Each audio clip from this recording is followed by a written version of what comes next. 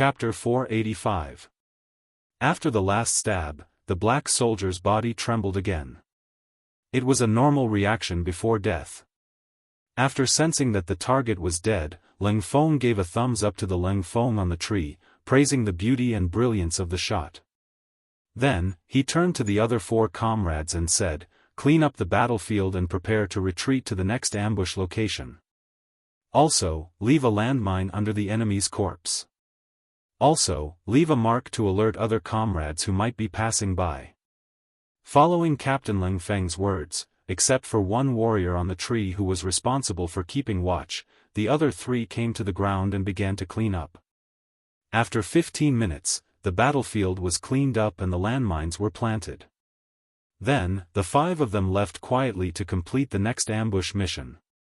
Scenes like this were happening all the time in the dense forests of Langsun. More than 200 small teams were constantly completing missions like this. And once they killed a group of enemies, it would be time for them to reap a harvest. For example, the rations that the enemy had on them would become their supplies. It was true that if there was no food or water, the enemy would give them to us. With more than 200 squads, even if each squad only killed 10 people a day, the Jiaoji army would lose 2,000 men, not to mention that some squads could kill 3 or even 4 squads a day. In just 5 days, the Jiaoji army had already lost more than 15,000 men.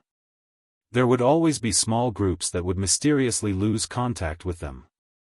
When this news reached the ears of General Yuan Gengwang and Chen Heijin, it made them very frustrated. Even worse, the king had given an order. He mentioned that Chu-Yi City and Beidai City had both fallen. Based on the situation there, the king believed that there would not be many mercenaries in Langsun. He requested them to quickly end the battle here and return to Hanoi City to reinforce it. "How can we possibly return to reinforce it?" The tanned Chen Heijin slammed his palm on the wooden table in the temporary camp. His originally tanned face looked even scarier due to his anger. It was no wonder that Chen Heijin was so angry. Ever since he started leading the army, he had never fought a battle like this. They couldn't even see where the enemy was. At least 5,000 of their soldiers had died. This feeling of not being able to touch or hit the enemy was the most infuriating. Chen Heijin neither objected nor agreed with the king's order that there would not be too many enemies. However, he supported the idea of returning to Hanoi City to reinforce the city. As the saying goes, when an expert shows his hand, one will know whether or not he is an expert. Regardless of the number of enemies in the rainforest, at least their combat power was astonishing. From the start of the battle until now, his subordinates did not even bring back a single enemy's corpse. Just based on this, he did not dare to be the slightest bit careless. How could he dare to attack crazily? Pass down the order. Pull back the troops and move towards Hanoi City, Chen Heijin said to his deputy with a serious face. "General, the king wants us to finish off our opponents quickly before returning to reinforce them." The deputy general beside him thought that he had misheard the military order and reminded him softly. "Of course this general knows. But in such an environment, how can we find our opponents and fight them? It's better to retreat immediately and find a spacious place. When that time comes, these people will have to come out." Chen Heijin looked forward with a deep gaze. He had always thought that his black soldiers were the kings of the rainforest. However, after encountering an opponent stronger than himself, he realized how useless it would be to continue fighting like this. Instead of being constantly weakened, it was better to withdraw from here and look for another opportunity. "Oh right, inform all the soldiers to not be too anxious when retreating. All the troops must be close to each other to prevent giving the enemy any chance to attack." Chen Heijin did not dare to underestimate the enemy in front of him. Even when retreating, he was still cautious. Unlike Chen Heijin, Yuan Gengwang immediately made the decision to withdraw from the rainforest and go to Hanoi City for the sake of his family's development after receiving the secret order from the Prime Minister. In order to achieve this goal in a shorter period of time, he made the decision to allow each army to retreat on their own. From his point of view, since he had already decided not to fight, the mercenaries would not be so stubborn as to not let him go. Because Ruan Gengwang's order to retreat was very urgent, many of the troops scattered outside did not have time to retreat. However, he did not consider this. According to the Prime Minister's secret letter, returning to Hanoi as soon as possible was the most important thing. Everything else could be put aside for now. Leading the 10,000 Jiaoji soldiers, they quickly advanced through the rainforest of Mount Liang. This kind of military operation caught the Cold Vanguard Army off guard. When Battalion Commander Wu Sheng, who was leading the team, heard the news from the scout, he was still in a daze. Battalion Commander, it must be because the 6th young master Sun Bian gave them too much pressure. These people can't take care of us. Yes, Battalion Commander. This is a great opportunity for us. We can use this opportunity to gather our troops and launch a counterattack. The 2 company commanders of the Cold Vanguard Army expressed their thoughts. Wu Sheng's eyes lit up when he heard these words. That's right. Such a desperate retreat will definitely leave behind many openings. Even though the Cold Vanguard Army had been wearing down the Jiaoji Army's forces, they had been searching for opportunities while defending or fleeing. They wanted to launch a frontal attack, but the difference in numbers was too great. Based on Yang Qindong's idea of paying the greatest price with the smallest price, Wu Sheng had never made up his mind to launch a large-scale counterattack. However, things were different now. Ruan Gengwang's sudden retreat must not only have caught them off guard, but also the Jiaoji army that he led. The various armies did not retreat at the same time. This caused some of the Jiaoji soldiers to stand out from the rest. How many troops can we immediately contact? Wu Sheng immediately made up his mind and began to prepare for the attack. Hearing Wu Sheng ask such a question, the 2 company commanders beside him shuddered and said excitedly, "Battalion Commander, we have a total of 1 battalion and 2 companies, a total of 600 people. If we launch an attack in an emergency, we can gather 500 men. 500 men? In the end, it's still too little." Wu Sheng said with a sigh. This time, Yang Qindong had only given him 3 battalions to lure the enemy. Only one of them was the Cold Vanguard Battalion, while the other 2 were auxiliary battalions. In order to complete the mission better, he had split the 3 battalions into 2 groups, harassing Ruan Gengwang's and Chen Heijin's forces. If not for the limited number of soldiers, he would have launched a large-scale counterattack long ago. Even though they were at a disadvantage in terms of military strength, they were well-equipped, well-trained, and well-coordinated. In the end, they managed to eliminate nearly 15,000 enemies in just over 10 days. Dividing up the losses, each soldier managed to kill at least 10 enemies. This was already a very impressive achievement. Yang Qindong's thoughts shifted from the question of the number of troops. When he looked at the 2 company commanders again, his expression was already very firm. "All right, then inform all the soldiers we can contact to start the counterattack. But at the very least, we have to use platoons as a unit. If the number of soldiers is lower than this unit, we can only engage in guerrilla warfare and cannot initiate an attack. A platoon has at least 30 men. With 30 men as a unit, this number is already very low. If the number of soldiers is lower than this number, then it is no longer an attack, but a suicide mission. After all, if the number of soldiers is too small, there is no way to coordinate. Even if they have advanced firearms, if the enemy numbers are too high, they may not even have time to reload. If the battle really escalates to close quarters, then the losses of the Cold Vanguard Battalion would be unavoidable. This would make Wu Sheng have no choice but to answer to Yang Qindong. The orders from the battalion headquarters were quickly relayed through the Cold Vanguard Battalion's unique method of communication. Following that, the Cold Vanguard Battalion soldiers who were originally hidden in various places started to gather. They formed platoons and began their counterattack. With the Cold Vanguard Battalion's actions, the sound of gunfire in the rainforest became more intense. Once they formed a platoon, they would appear in the open in front of the Jiaoji soldiers who were still searching for them and wipe them out. Under the long-range attacks of the Type 95 and Type 81 rifles, the Jiaoji centurions and Kiliarchs who thought they had finally found their targets and were able to contribute greatly to the battle began to flee in all directions.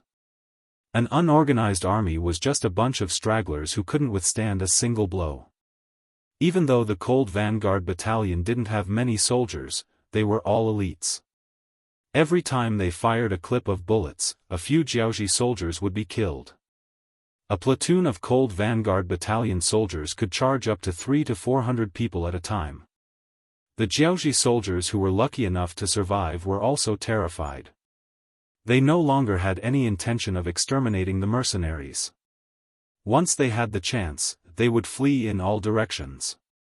They couldn't form any effective resistance. Yuan, who was retreating back to Hanoi City, originally planned to gather his troops as he retreated. However, along the way, he only managed to gather less than 5,000 men. When he heard that at least 5,000 soldiers were killed by the mercenaries or escaped to God knows where, he clenched his teeth in anger.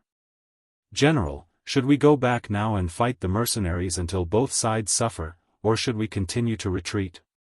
Seeing that the death toll was increasing, the Kiliarchs didn't dare to make a decision on their own. They could only pass the problem to Yuan.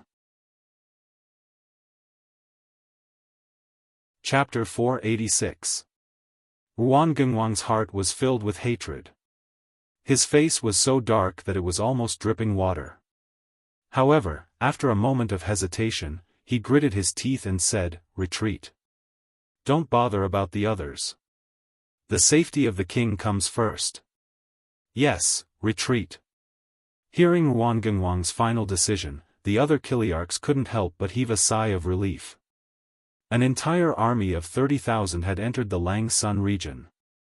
Not only did they not encounter the enemy, but they had also lost half of their forces. They didn't want to face such an opponent at all. Now that there was a clear order, who would dare to raise any objections? Yuan retreated. He threw everything he could in the rainforest of the capital city just so that he could leave faster.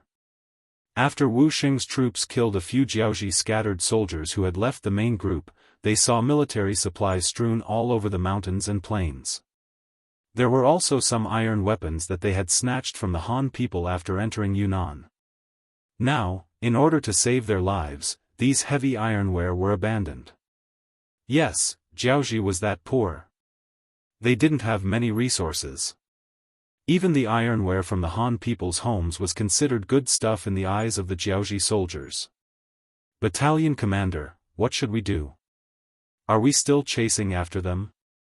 the subordinate officer asked with a tired look on his face. Wu Xing really wanted to continue chasing. This way, he believed that he would be able to reap some benefits when facing an army without any morale. However, he knew that the soldiers of the Cold Vanguard had been fighting continuously for more than 36 hours. They were really too tired.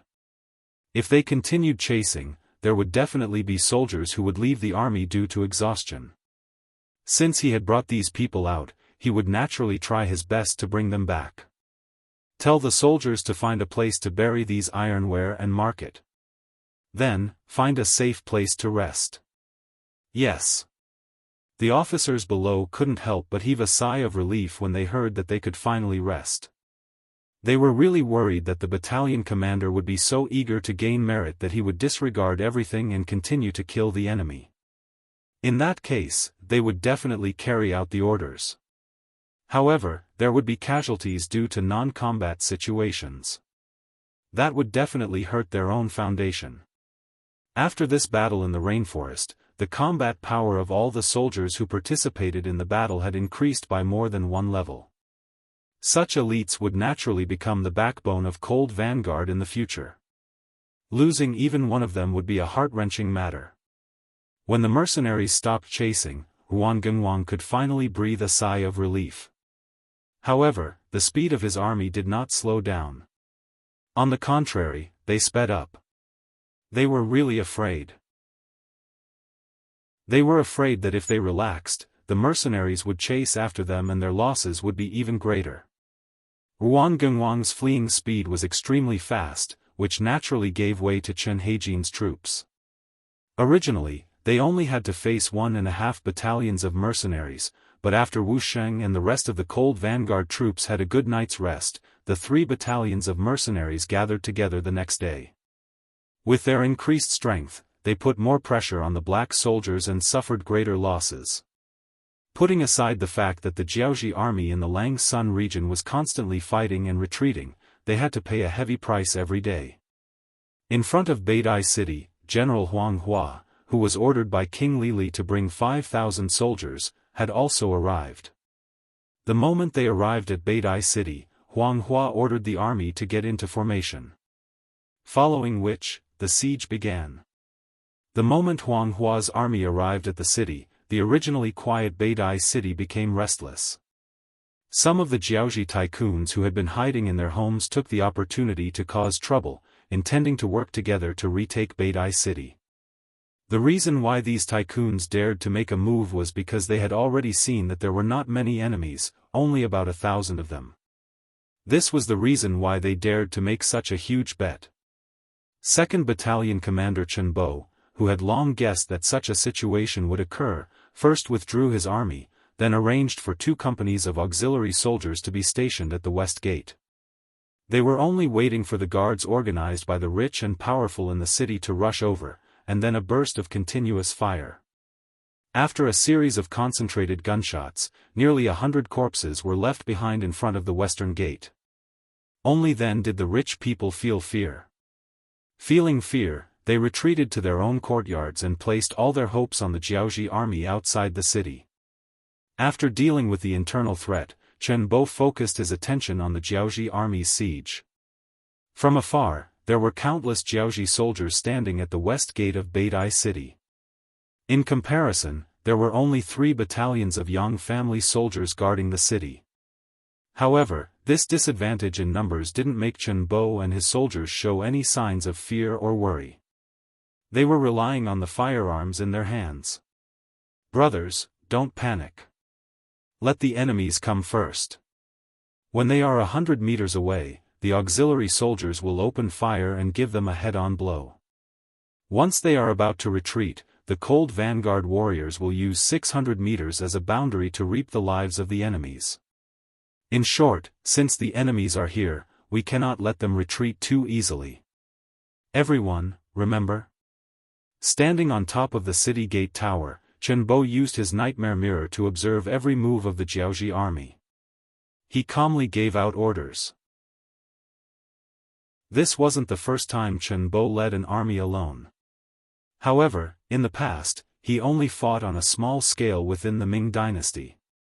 When he fought against the Huang bandits, he was accompanied by other Ming soldiers and couldn't unleash his full potential. This time, however, there were no restraints and he could fight as he pleased.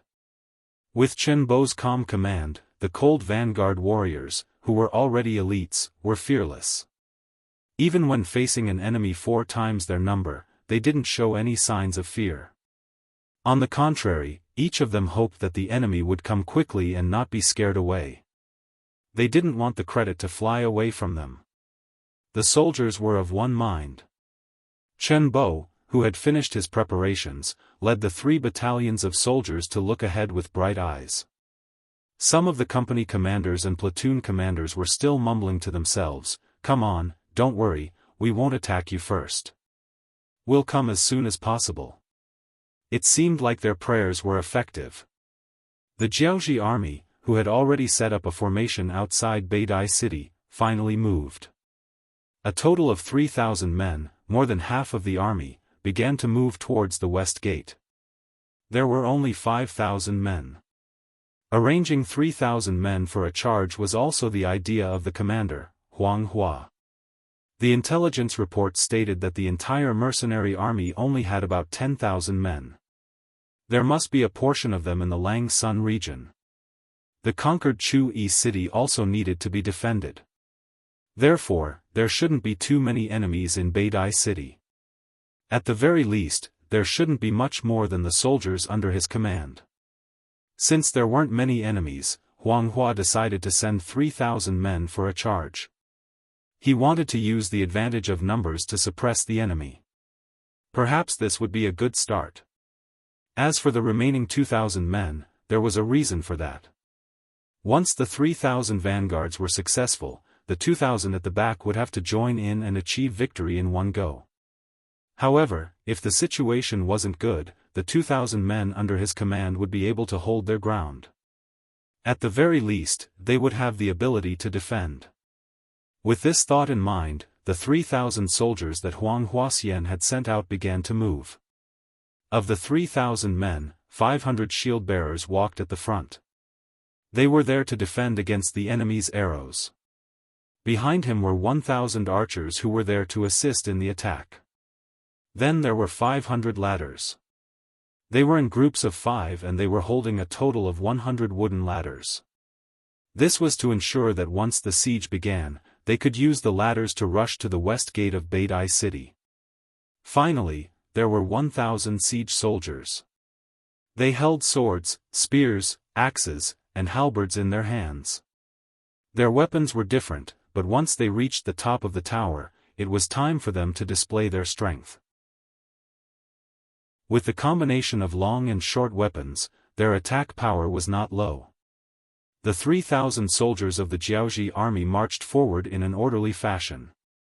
From afar, they looked like a black mass. As they approached, it felt like dark clouds were pressing down on one's head. When they were still far away, the Jiaoji army moved very quickly. At least, that was the case when they were 400 meters away. They probably knew that within this distance, no one could threaten their safety. However, as soon as they entered the 400-meter boundary, their footsteps began to slow down. The shield-bearers were ready to raise their shields at any time. The archers were ready to shoot their arrows when they were within 100 meters. The ladder-bearers were ready to charge recklessly and set up scaling ladders to besiege the city. As they continued to move forward, when they were 300 meters away, their preparations became more complete. Just like the ladders were originally carried. Now, they were lifted and placed at their waists. When the time was right, they could raise them above their heads and charge forward. At a distance of 300 meters, the cold vanguard soldiers could already fire and achieve their goal of killing the enemy. However, Battalion Commander Chen Bo had already given the order to shoot only when the enemy was close enough. As a result, not only did no one open fire, they didn't even turn off the safety on their guns. This was also to prevent someone from getting too excited and accidentally firing, scaring away the fat meat in their hands. If that happened, they wouldn't even be able to find a place to cry. Under the gaze of the 3 battalions of the Yangxia army, the 3,000 Jiaoji army approached 200 meters, 150 meters, 120 meters. Everyone, get ready. Release the safety. When they were 120 meters away, Chen Bo's calm voice rang out. Originally, he could have waited a little longer. However, he didn't want to wait until they were 100 meters away. He didn't want to wait for the enemy's archers to be able to fire before returning fire. If that happened, who knew if any of the arrows would hit the city walls and injure his soldiers? The losses would outweigh the gains. Chapter 487. Once the order was given, the sound of the guns being released could be heard. Then, the soldiers who were watching on the sidelines began to aim according to the 3 points in a straight line, each looking for their own target. After all this was done, the Jiaoji army had only moved 10 meters. However, within this 10-meter distance, one could clearly see that their footsteps had begun to increase.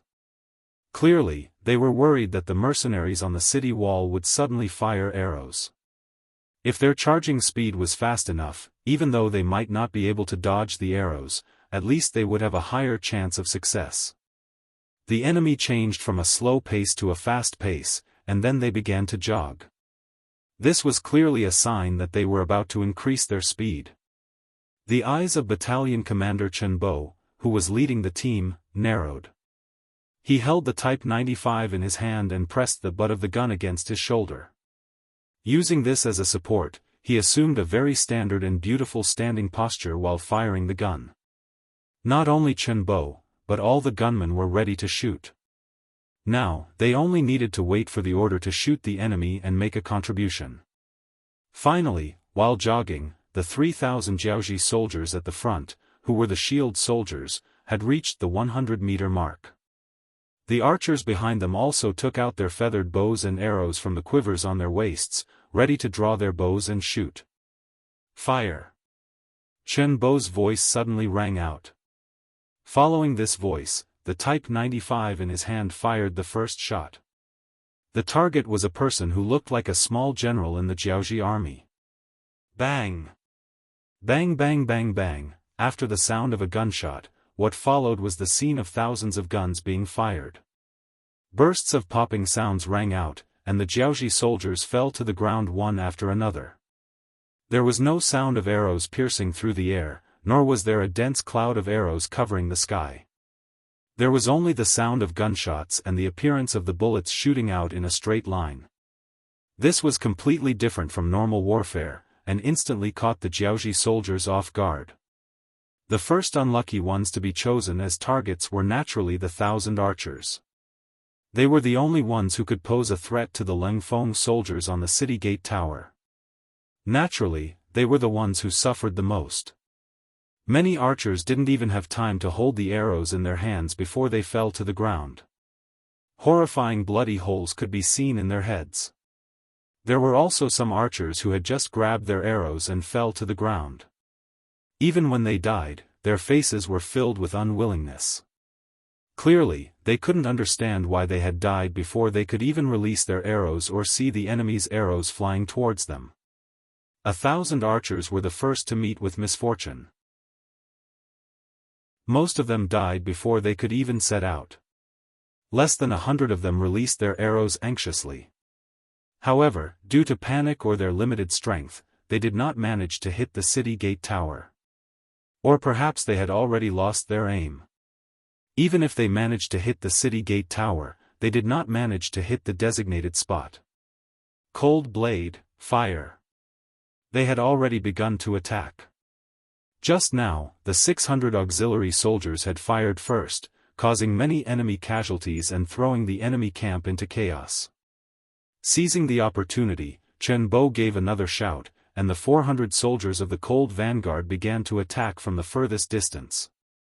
600 to 700 meters away, the square formation of the Jiaoji soldiers wielding sabers, spears, swords, and halberds also became the first target.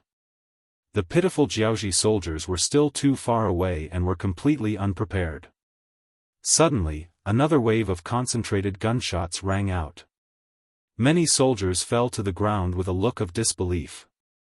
This scene gave everyone a huge fright. The final range of an arrow wasn't 150 meters. At such a distance, only those with extremely strong arms could do it. Archers like this were 1 in 1,000. Most of the time, being able to shoot a distance of 100 meters and hit the target with the bow was already very difficult. In reality, the true killing range of an archer was around 60 meters. At such a distance, as long as one had undergone strict training and possessed a certain level of strength, one would be able to kill the enemy. In other words, the actual killing range of an arrow was only around 60 to 70 meters. However, a new weapon that could kill people from 600 meters away had suddenly appeared. That was equivalent to 10 times their attacking range. It was no wonder that the Jiaoji soldiers were afraid, flustered, and terrified.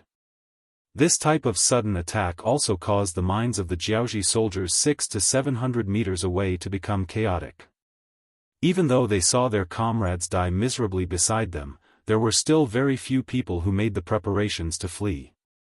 At this moment, they were truly beaten silly. Taking advantage of the moment when the enemy was stunned, the Lengfeng soldiers and auxiliary soldiers on the western wall of Beidai city rained down bullets as though they were free. One after another, the Jiaoji soldiers who were targeted were hit by bullets and fell to the ground. There were too many enemies, too many targets, and too many choices. As a result, many of the soldiers switched from single shots to consecutive shots. The gunshots became even more intense. In just a few breaths, too many corpses had fallen below the city wall. The Jianghu soldiers who were lucky enough to survive finally regained their senses and started to retreat frantically. However, no matter how fast they ran, within a distance of 600 meters, they would still become living targets. Of the more than 1,000 people who ran back, less than 1/10 of them were lucky enough to survive. After witnessing the power of these advanced firearms, the Jianghu soldiers had long given up on the idea of attacking the city. They ran as fast as they could. Many of them even threw away their weapons and other unnecessary items on the ground, hoping to move forward with light equipment so that they could run faster. As a result, the 500 shield-bearers who were walking at the front were in a difficult position. They were originally charging at the front.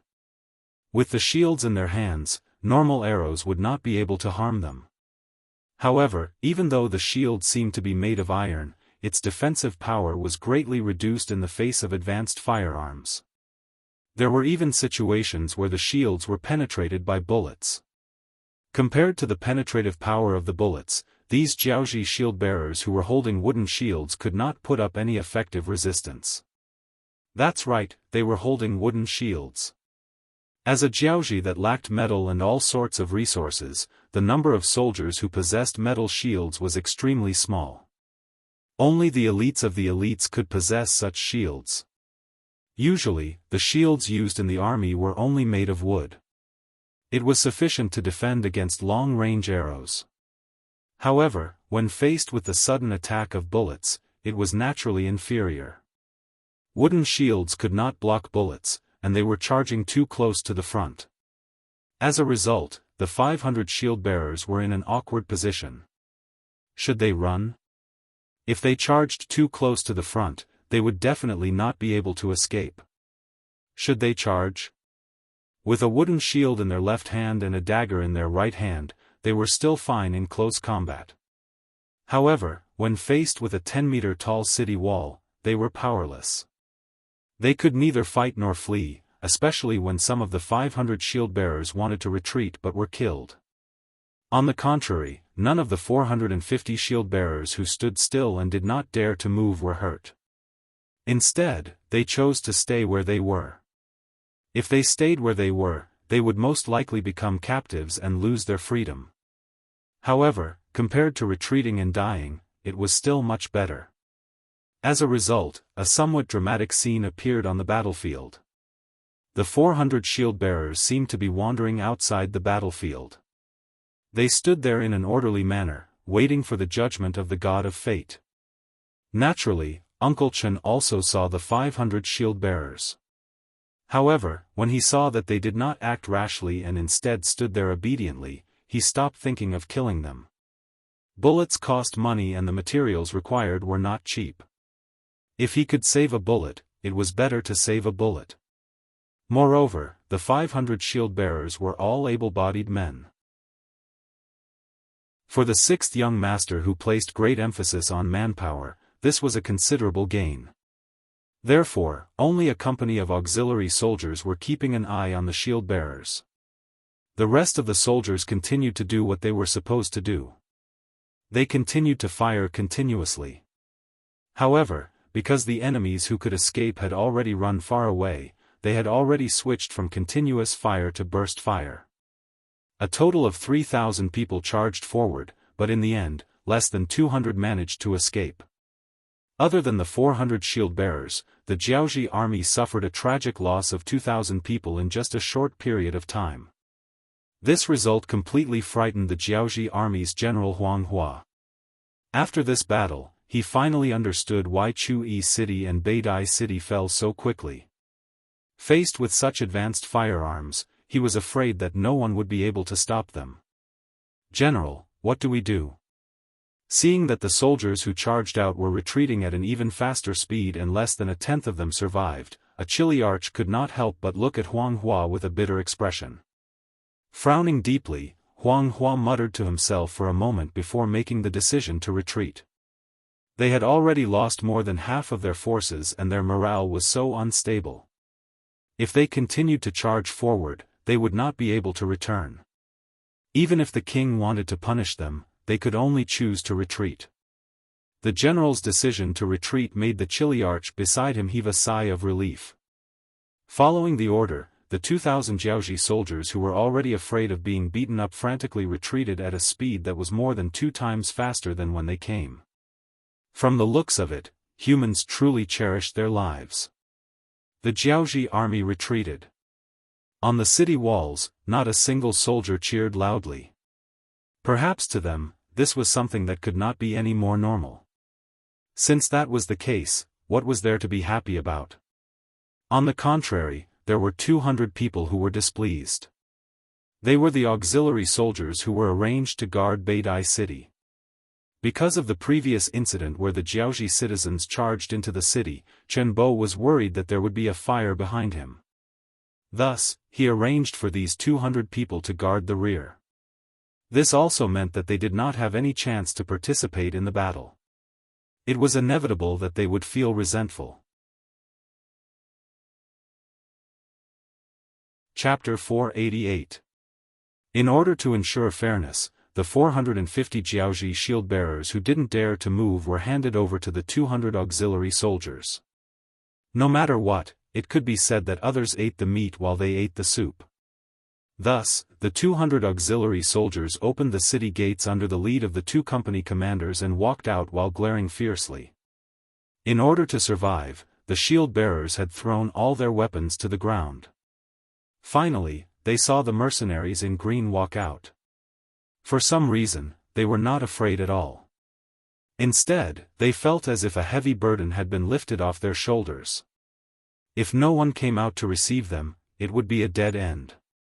Beidai city's defense was a great victory. More than 2,300 enemies were killed, nearly 500 were captured, and countless military supplies were obtained. When Yang Chendong rushed to Beidai city with the main force of more than 7,000 people, he heard such a report. On the other hand, in Hanoi, the capital of Jiaoji, bad news came one after another.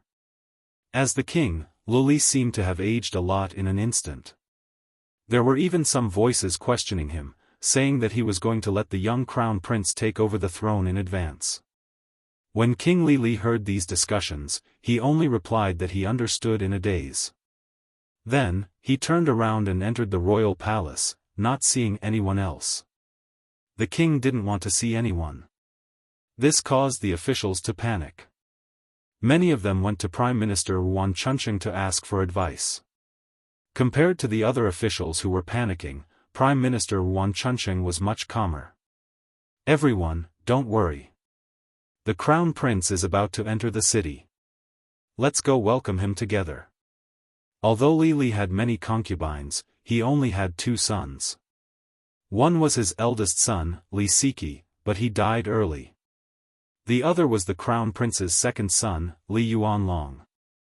All this time, in order to not have any conflicts with the royal family, Li Yuanlong chose to go to Jiuzhen Prefecture in the south of Jiaoji. Since he was his father's only son, he wouldn't pass the throne to anyone else. Thus, the crown prince left the capital. Needless to say, this Li Yuanlong was quite capable. According to history, he had indeed inherited Li Li's legacy. During his reign as the king, the strength of Jiaoji had risen significantly. Geniuses would always show themselves wherever they went. For example, in Jiuzhen County, he relied on the geographical environment near the sea to make Jiuzhen County very prosperous. Of course, it was also because it was close to the sea that he had heard about mercenaries. Occasionally, when he sent out ships to trade with other countries, he would see mercenary warships with 5-starred red flags hanging high above.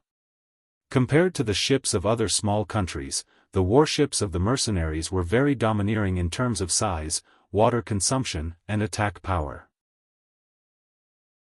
Rumor had it that their ships were equipped with heavy cannons that could sink any hostile ships from a long distance away. Slowly, the ships of the mercenaries became the masters of this area. If other ships wanted to pass through here, they had to pay a heavy tax. Li Yuanlong still remembered the first time he saw a mercenary warship with a red flag hanging high above the sea. Naturally, he was filled with envy when he saw the huge ship sailing past. Since then, Li Yuanlong had given strict orders to his subordinates to not make enemies with the mercenaries. On the contrary, they were to pay taxes on time and not play any tricks. It was because of this extremely correct decision that the ships of Jiaoji had been very safe. Because of this, they had made many maritime transactions with other countries and earned a lot of money. It was a pity that maritime transactions prohibited the use of ironware. Otherwise, Jiaoji would have been able to obtain even more ironware and increase the strength of its army. However, he never expected that his father and his country would make enemies with the mercenaries and even lead them to kill their way into the country. When he heard the news, Li Yuanlong rushed over with the 30,000 men of the Crown Prince's personal guards. On the way, he heard the news of the defeat of the army outside Beidu City. Outside the east gate of Hanoi City, Prime Minister Yuan Chunqing led a group of civil and military officials to welcome the Crown Prince, Li Yuanlong. The officials warmly greeted the Crown Prince, the future king. For the sake of their future, it seemed like everyone wanted to curry favor with him. On the surface, Li Yuanlong was chatting and laughing with the officials. However, he quickly called Prime Minister Yuan Chunqing to the side. "Prime Minister Yuan, what is going on? Are the mercenaries really that strong on land?" Sigh. At the mention of this question, the wise Yuan Chunqing immediately shook his head in pain. "Yes, Your Highness. General Huang Hua came back and said that the enemy had a type of gun that could shoot a few hundred feet away. It could take a person's life on the spot. A gun that could shoot a few hundred feet away?" Even though Li Yuanlong was somewhat prepared, when he heard this answer, he was still shocked and sighed. Because of Li Yuanlong's strategy, he had always thought that the Jiaoji ships and the mercenaries' ships on the sea were peaceful. This made him think that the enemy's cannons were limited in power. Therefore, they did not make enemies everywhere and became the true overlord of the sea. However, when he heard that they had such a powerful gun, he understood that it was not that they did not have the power to dominate, but that they were not willing to do so. As for the reason, others might not know, but Yang Chendong understood it best. It was that they did not have enough people and manpower. It was because they did not have enough people. Even if they occupied some places now, they would not be able to control them. Facing the enemy's armed forces, he could lead his army to wipe them out, but he couldn't just kill the foreign civilians. If he wanted to rule the world, killing them wouldn't solve the problem. He needed more Han people. Some glory wasn't just for him to enjoy, he needed more Han people to enjoy it together with him. Li Yuanlong was not Yang Chendong. Of course, he did not understand what the other party was thinking. When he heard that the mercenaries had attacked the country, he thought that his father had done something to offend them. "Right, Prime Minister Yuan, where is my father?"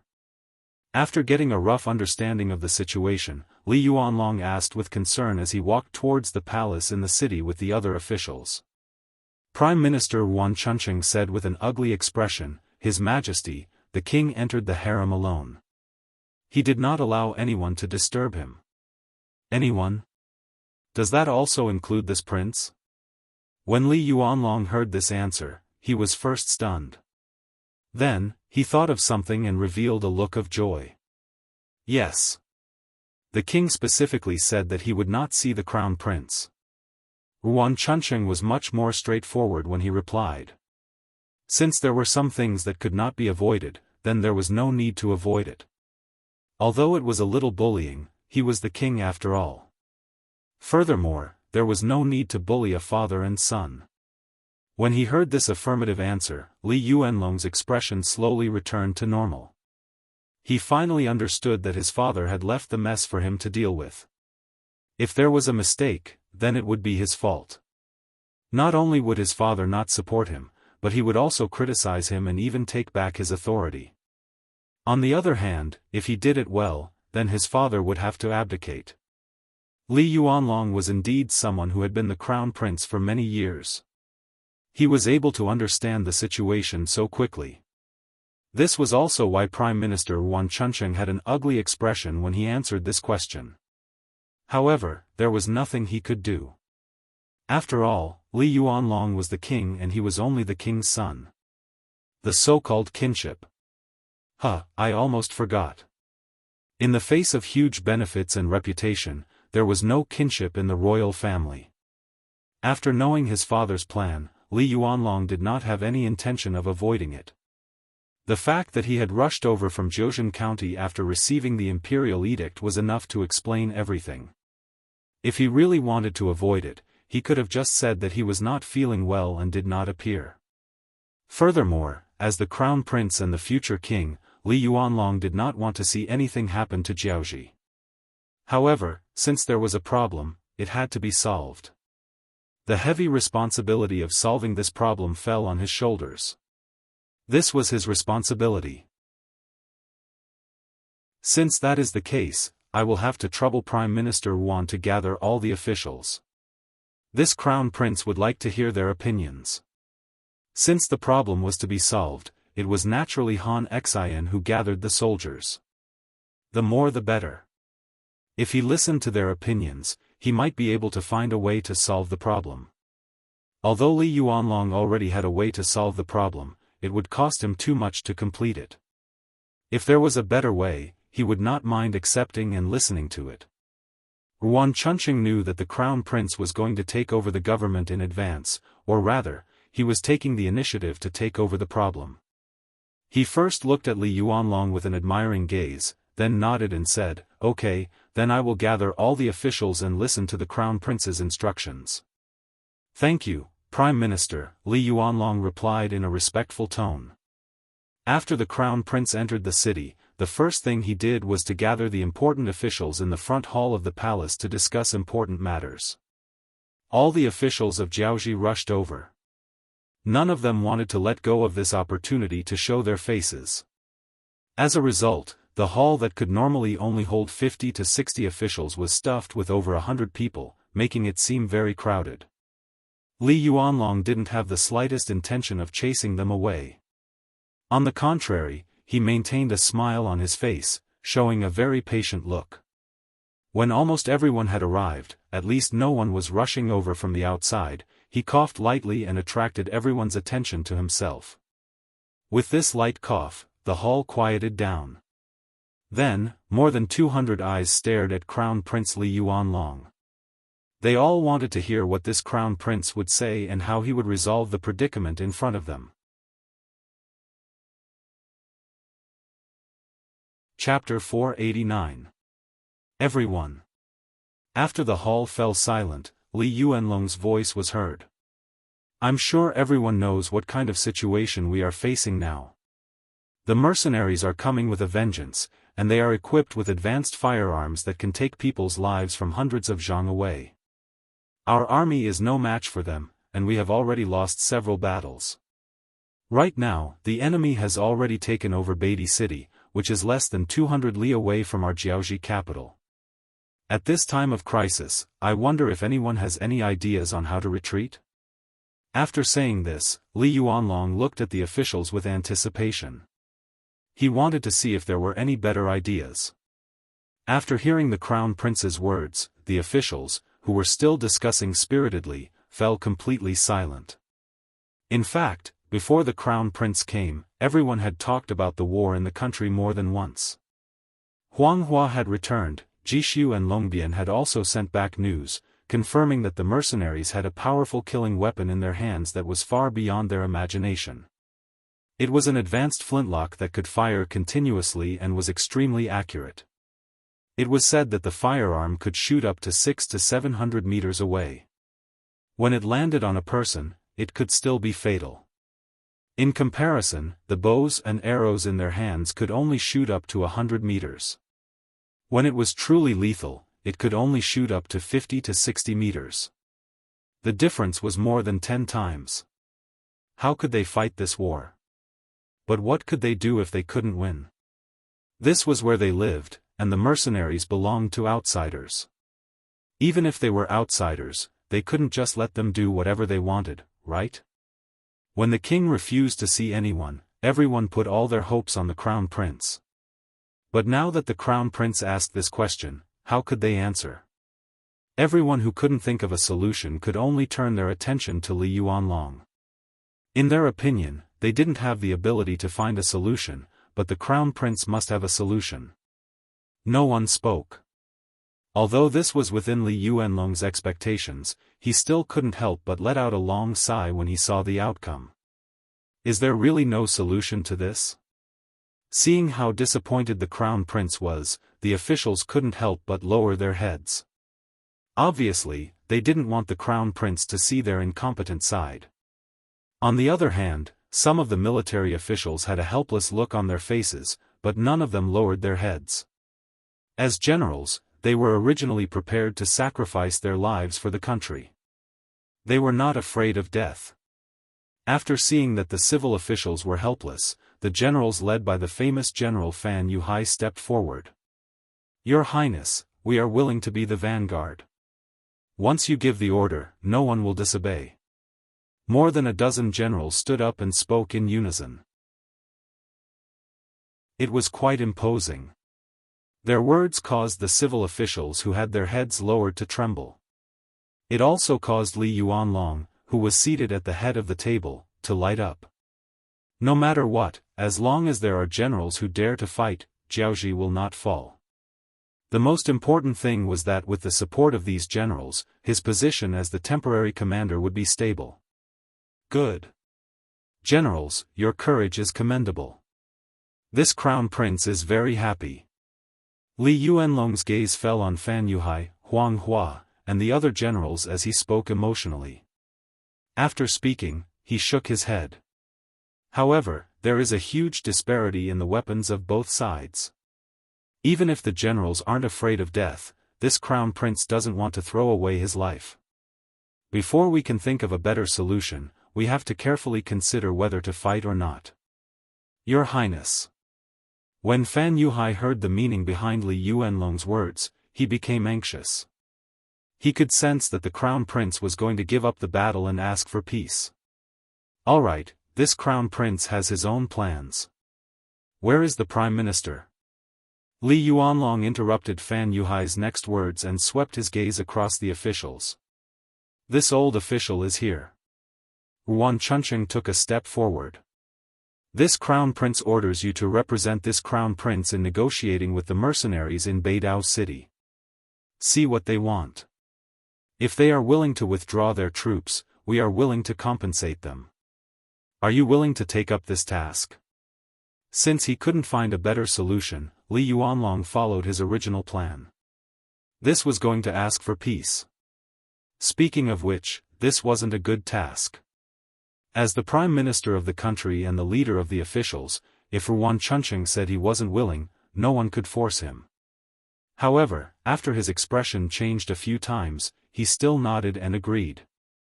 Since it is the crown prince's order, this old official is willing to do it. Good, as expected of the prime minister of the country.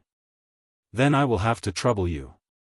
You can rest assured that the negotiation is just a method. From today onwards, we will use the power of the country to forge iron on a large scale and strive to forge more iron shields and other iron weapons. This will ensure that when the mercenaries are forced to fight, we won't be too passive. In addition, this crown prince will send people to the great Ming Dynasty to present a letter of credence. I am willing to be a subject in exchange for the mercenaries' withdrawal. Your Highness the Crown Prince. Hearing this, all the officials fell to their knees one by one. Of course, they knew that everything they had today was not easy to come by. Now that Li Yuanlong had made so many concessions, they felt very wronged. However, after thinking about it, it seemed that there was no better way to resolve this crisis than this method. Sai, if you want dignity, you need to be strong enough. I hope that after this incident, everyone can work together to make Jiaoji even stronger. This way, no one will look down on us and Jiaoji in the future. Long live your Highness the Crown Prince. Hearing Li Yuanlong's words of instruction, all the officials revealed their determination to strive for greatness. The Crown Prince saw all of this and felt very gratified.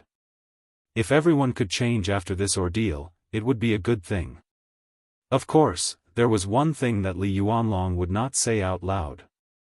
That was, the negotiation was just a pretense.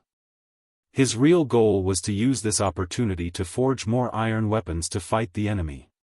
Being influenced by what he saw and heard since he was young, he did not believe that begging could be exchanged for peace. Only by becoming stronger would others look up to him.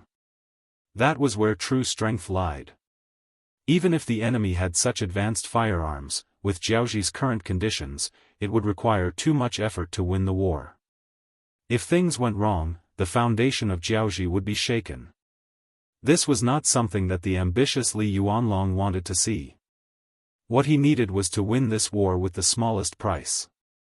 For this reason, he did not hesitate to temporarily lower his head to the great Ming dynasty in order to obtain their support. He had already asked around and found out that the enemy's general was the Duke of Loyalty. Since the Duke was conferred by the great Ming dynasty, this matter would be easy to handle. As long as the great Ming dynasty's emperor ordered him to retreat, how would the enemy dare to not retreat? When that time came, it would be time for him to launch an all-out counterattack. He might even launch a surprise attack while the enemy was retreating. If things went well, he might even be able to obtain those advanced firearms for his own use. As for whether the great Ming dynasty would do as he wished and request Yang Chendong to retreat, there was no need to think too much about this. What was the great Ming dynasty? It was a great nation. The most important thing was what others thought of them. As long as they said something nice, or even made some verbal promises, the great Ming dynasty would definitely do as they said for the sake of their reputation. This was what it meant to suffer because of their reputation. In order to gain a good reputation and a magnanimous title, countless dynasties in history had paid a heavy price for this. Even Li Yuanlong could see this point and use it to his advantage. It was clear that such a huge shortcoming hindered China's development. After the impromptu court meeting ended, Li Yuanlong found Prime Minister Wuan Chunqing and told him his true purpose. Prime Minister, when you go to the mercenary camp, don't be too anxious. The negotiations can be done slowly. In this case, the people I sent to the great Ming dynasty to ask for peace will cooperate with you to deliver the good news. Rest assured.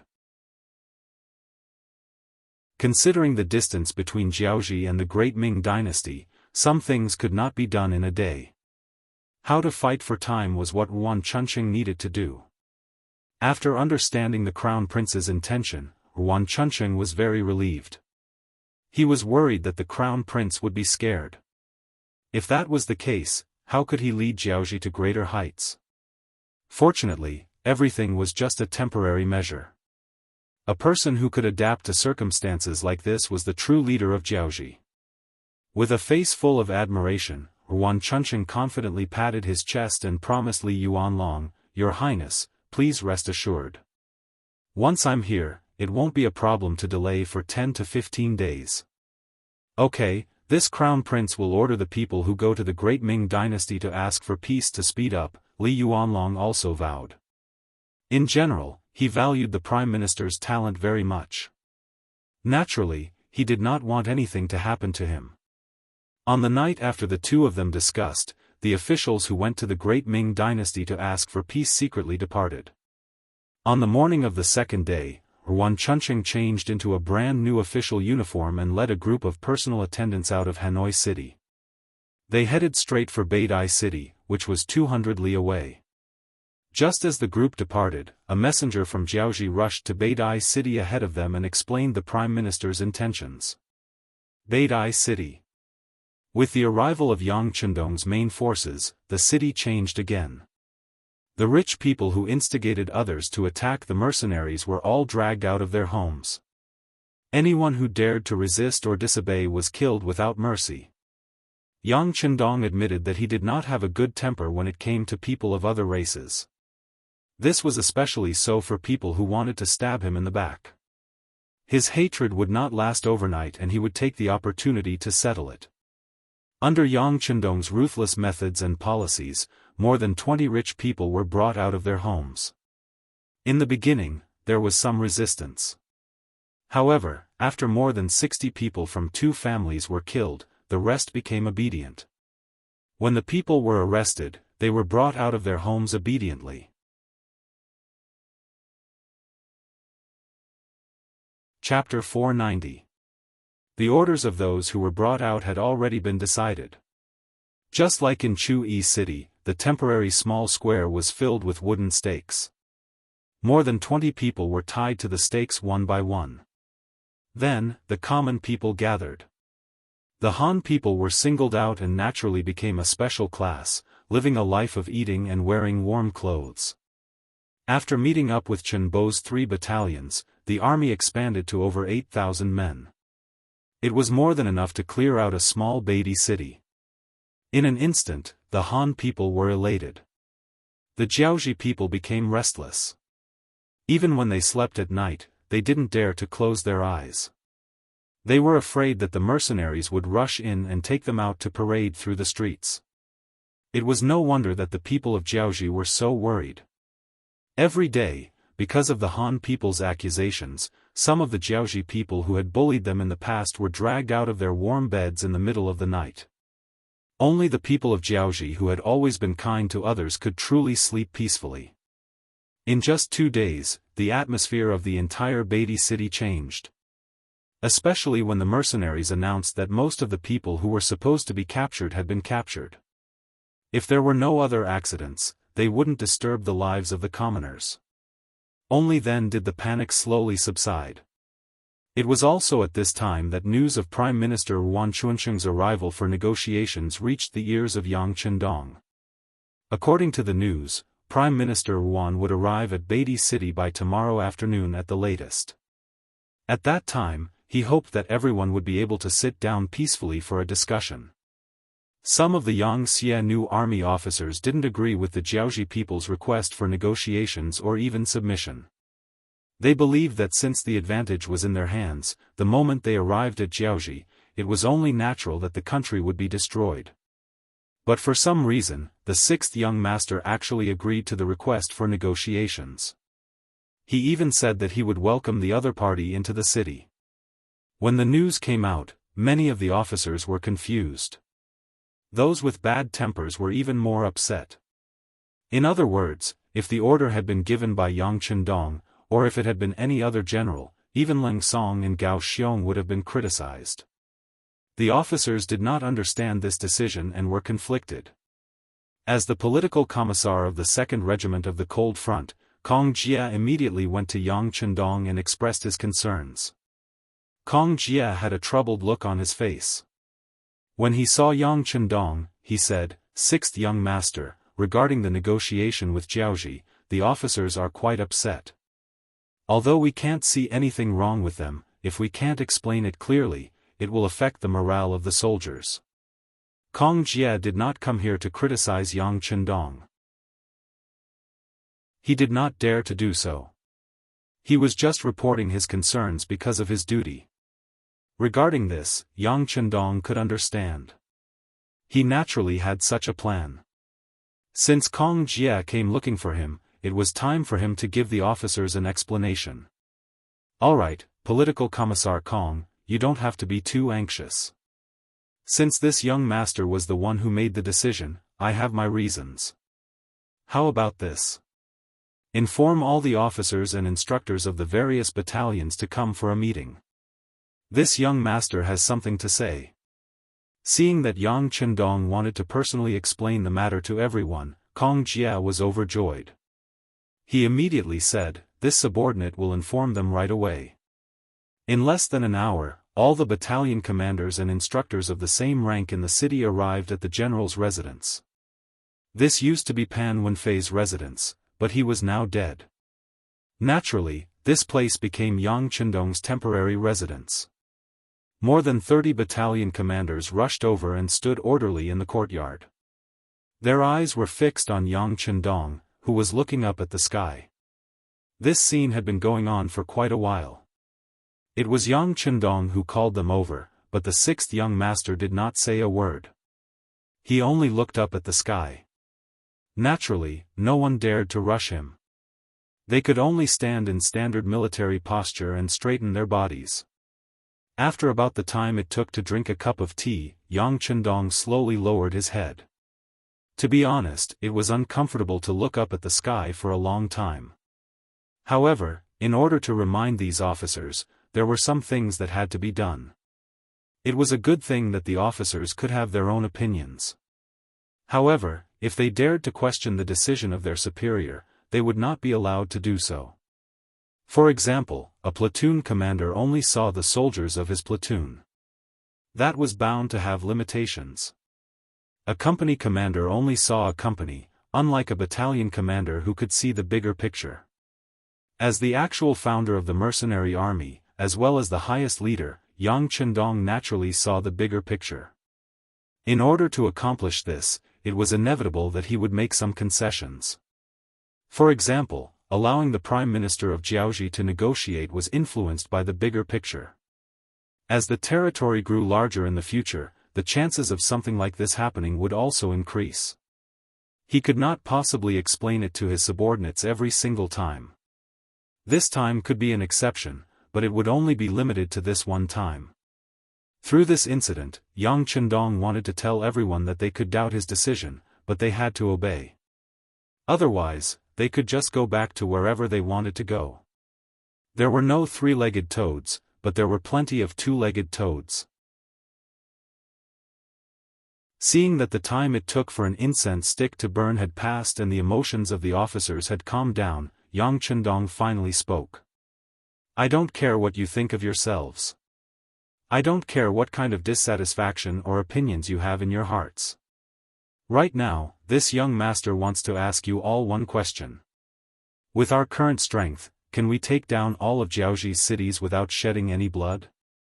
Without shedding any blood?" Hearing Yang Chendong's words, all of the officers shook their heads in unison. In terms of brute force, there were no cities in Jianghu that they could not take down. However, it was impossible for them to take down a city without using a single shot. Seeing that all of the officers were shaking their heads, Yang Chendong snorted coldly. A sharp glint flashed across his eyes. "Since you can't do this, what right do you have to be arrogant? Why can't you have a proper discussion with the other party's envoy? Don't tell me that you want to show off your strength and disregard the safety of the Han civilians?" Under the harsh criticism, the faces of some of the officers turned ugly. They only considered that their military strength was already very strong. The defense of Beatty City was the best example. Since they already had the initiative, why did they still have to negotiate? Wasn't this like a blind man lighting a lamp? However, when they heard Yang Chendong's questioning, they realized that such a rash action would cause the deaths of all the Han civilians in Jianghu. Since they could slaughter their way into the various cities of Jianghu, why couldn't the other party wipe out all the Han civilians in the city before they arrived? If that was the case, even if they killed the civilians, what would they gain? They were nothing more than empty cities with nothing to show for it. This was not their initial strategic goal. They wanted to open up another base here, not just to show off their tyrannical military strength.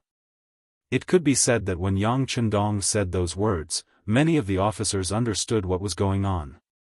They thought about how they were just ordinary civilians not long ago, living in an abyss of suffering. If it wasn't for the sixth young master who saved them, gave them authority, and gave them the most advanced firearms, some of them would have been dead by now. Most of them were still running around just to fill their stomachs. Where did the morale and drive come from? The officers who had figured everything out lowered their heads one by one. They were reflecting on their wrong thoughts. Seeing that the officers understood his intentions so quickly, Yang Chendong's expression turned slightly better. "All right, I've explained everything to you. If anyone is still dissatisfied with the negotiations with Jianghu, feel free to voice it out. However, if you don't have any objections now, you are not allowed to discuss this matter when you return. Otherwise, I'll fire every single one of you. I won't care what contributions you've made in the past. When that time comes, don't say that I, the sixth young master, won't be merciful. No, no, the sixth young master is wise. A wave of awe sounded from below. It was no wonder that these officers were able to think things through so quickly. Previously, they were limited by their foresight, and their thoughts were limited as well. Now that they knew that the sixth young master was thinking for the sake of the Han people, how could the officers who used to be part of him not understand? Meeting adjourned if you've thought things through. If you have time, train more and help the people in the city. It's better than letting your imagination run wild every day. Yang Chendong waved his hand casually, and the courtyard, which was filled with people, was emptied in an instant. Other than the fact that Yang Chendong was the sixth young master, he was able to pacify the officers so quickly because he was thinking for the sake of the Han people. Did you think he wanted to negotiate with them? However, if he didn't do so and force Jiaoji into a corner, they would vent their anger on the Han people within their borders. By then, it wouldn't just be one or two people dying. Both the information from the Security Bureau and the words of the surrendered Hong Jin proved that out of the less than 3 million people in Jiaoji, there were at least 200,000 Han people. That was a ratio of 1 in 15. If all these Han people were killed, it would be a huge loss to the Han people. More importantly, many of these people had lived here since young. They had feelings for this place and knew how to build it. If a new batch of people were to come, they would have to adapt to this place all over again, and that would take up a lot of time. Right now, what Yang Chendong lacked the most was manpower and time. After all, the world was so big, who knew how many years it would take to conquer it all?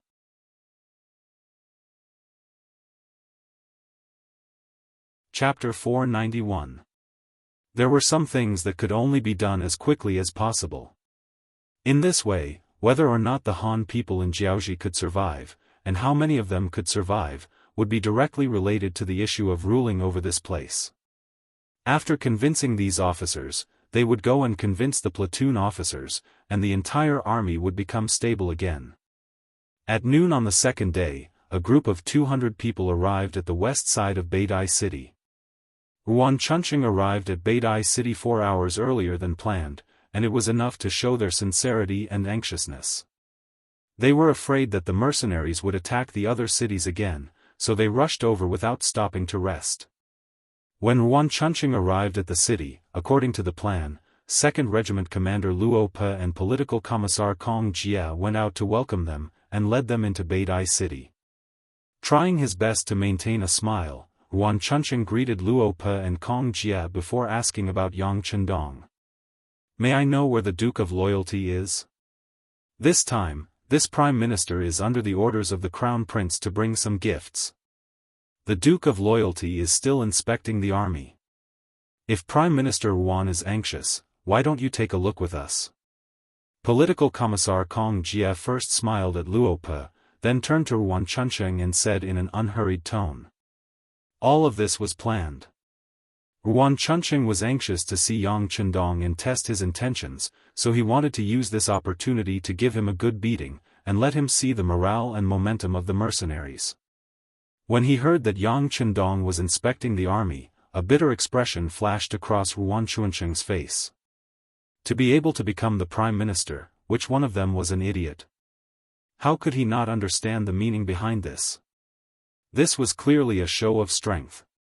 But when he thought about it, he also wanted to use this opportunity to see the strength of the mercenaries. As the saying goes, only by knowing yourself and your enemy can you win 100 battles. Yuan Chunqing agreed. Then I will have to trouble the two generals. Under Luo Pe and Kong Jia's lead, they arrived at the northernmost part of the city. This was originally a trading market, but now it was occupied by the mercenaries as a temporary military camp. When they saw the temporary wooden fences from afar, they heard a neat battle cry. As the Prime Minister of the Jiaoji nation, Yuan Chunqing had seen all kinds of situations. He had even entered the military camp of Jiaoji countless times. However, this was the first time he had heard such a unified voice. He hadn't even seen anyone yet, but just from these deafening voices, he knew how high the morale of the mercenaries was. Yuan Chunqing's face changed slightly, which was noticed by Political Commissar Kong Jie, who was observing him from the side. Then he made a gesture of invitation with a smile. "Prime Minister Yuan, don't you want to see the Duke of Loyalty? He's inside, please." "Alright, please, let's go together."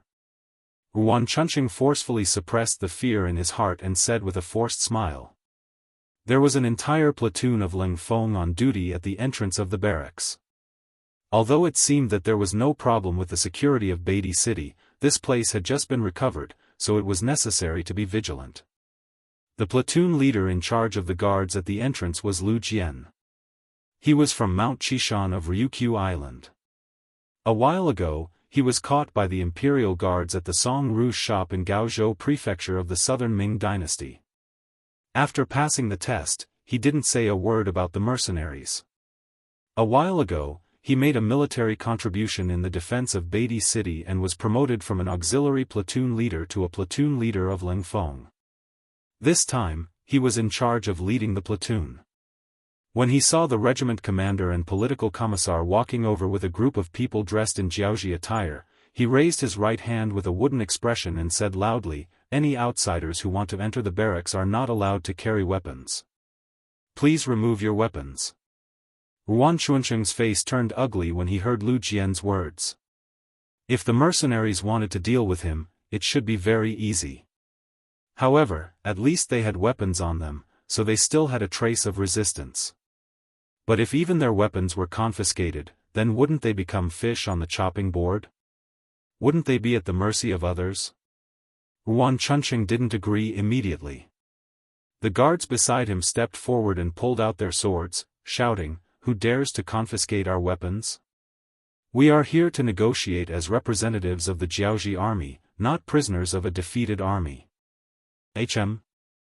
Lu Jian narrowed his eyes and turned around to look at the row of Ling Feng soldiers behind him. The Ling Feng soldiers laughed out loud. Since he dared to use his saber in front of them, it just so happened that they hadn't fought for 2 days. It was a good opportunity to warm up. Seeing that Yuan Chunqing had unsheathed his saber, his opponents in military green camouflage uniforms laughed instead of getting angry. Yuan Chunqing's bodyguards' expressions turned ugly. This mission wasn't easy. If they didn't handle it well, they would be in danger of dying. Everyone was already mentally prepared for this. However, if they could avoid death, it would be best if they didn't die. But now that the situation had come to this, they didn't know what to do for a moment. They could only look at Yuan Chunqing with troubled gazes and wait for the Prime Minister to speak. Yuan Chunqing's expression didn't look any better. Although he was a little angry at the arrogance of the mercenaries, who wanted to confiscate his weapons as soon as they met, he was here to negotiate, not to surrender. However, he hated his guards even more. How could they pull out their swords without an order? If they angered the mercenaries, not only would they fail the negotiation, but they would also lose their lives here. Death. Of course, Yuan Chunqing was afraid. However, he was also afraid that he wouldn't be able to complete the mission given to him by the Crown Prince. Therefore, when he saw the inquisitive looks from the guards, he turned to Luo Pe and Kong Jie and said, "Generals, we are guests after all. A host should treat his guests well." Seeing how thick-skinned Yuan Chunqing was, Political Commissar Kong Jie spoke up before Luo Pe could say anything. "Apologies, we didn't invite you here. Even if you are a guest, you have to follow the host's rules." The moment he finished speaking, Yuan Chunqing's expression turned ugly. This time, they were the ones who initiated the negotiation. In other words, they were the weaker party. It was difficult for them to be treated with respect. Without looking at Yuan Chunqing's expression, Kong Jie's eyes fell on Lu Jian. Although he didn't say anything, his meaning was very clear. He wanted Lu Jian to do whatever he wanted, regardless of the fact that they were here. Lu Jian was a smart person to be able to become the platoon leader of the Cold Vanguard platoon. Seeing that the regiment commander and the political commissar had nothing else to say, he chuckled with a sinister look on his face. He raised his right hand and said to the 30 soldiers behind him, "Brothers, someone dares to show off his weapon in front of us, Cold Edge. What do you think we should do? What else can we do? Teach him a lesson." The 30 Cold Vanguard platoon members were already itching for a fight. Now that they received their platoon leader's order, they knew what to do. Each of them smiled as they took out shiny bayonets from their waists and equipped them with the 95-style spearhead. Not using bullets was already a form of respect for the Jiaozhi guards. Otherwise, the battle would have ended before the fight even started. The 30 soldiers equipped with the 95-style spearhead smiled as they surrounded Yuan Chuncheng. However, even though they were smiling, their formation wasn't messed up at all. Instead, they formed a ring-shaped formation. In just a few breaths, more than 30 of Yuan Chuncheng's guards were tightly surrounded. Seeing that the enemy was approaching, the guards gripped their bayonets tightly. Then, the captain of the guards asked Yuan Chuncheng for instructions. "Since you are all young and are part of the military, a proper spar can improve everyone's relationship. However, you must remember that your subordinates must know their limits. There must be no deaths." Yuan Chuncheng could see that this battle was inevitable. However, he didn't want anyone to die. Otherwise, the negotiation would fail. That was why he reminded the captain of the guards. Speaking of which, as the Prime Minister of Jiaozhi, Yuan Chuncheng's guards were naturally skilled. In a one-on-one battle with cold weapons, he couldn't think of any possibility of failure. After Yuan Chuncheng gave the order, the captain of the guards nodded immediately. Then, he said to the guards beside him, "Master said that no one can die. You must act appropriately." "All right." All the guards nodded in unison. However, compared to the Cold Vanguard platoon members who were orderly and gave the same command, these people's answers were more scattered. Seeing that the Jiaozhi guards were ready, Lu Jian also pulled out the bayonet from his waist and inserted it into the 95-style spearhead. Then, he said, "Team up with 3 people. Kill." When the word "kill" was uttered, the 30 Cold Vanguard platoon members' expressions changed.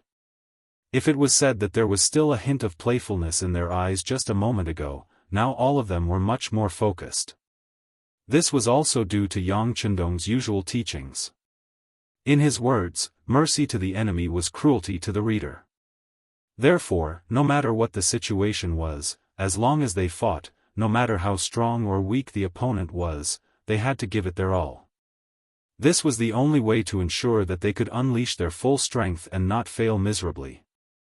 Under such teachings, the 30 Cold Vanguard platoon members' expressions turned serious when the word "kill" was uttered. It could be seen that they were in teams of 3 and quickly gathered together to form a team. They had undergone this training countless times. They were so familiar with it that the Jiaozhi guards only saw a blur in front of their eyes. Suddenly, there were 3 enemies in front of them. Moreover, the 3 of them were back to back. After a rough look, it seemed like there were no openings for them to attack from. No matter which direction they attacked from, they would have to face the combined attacks of the 3 people.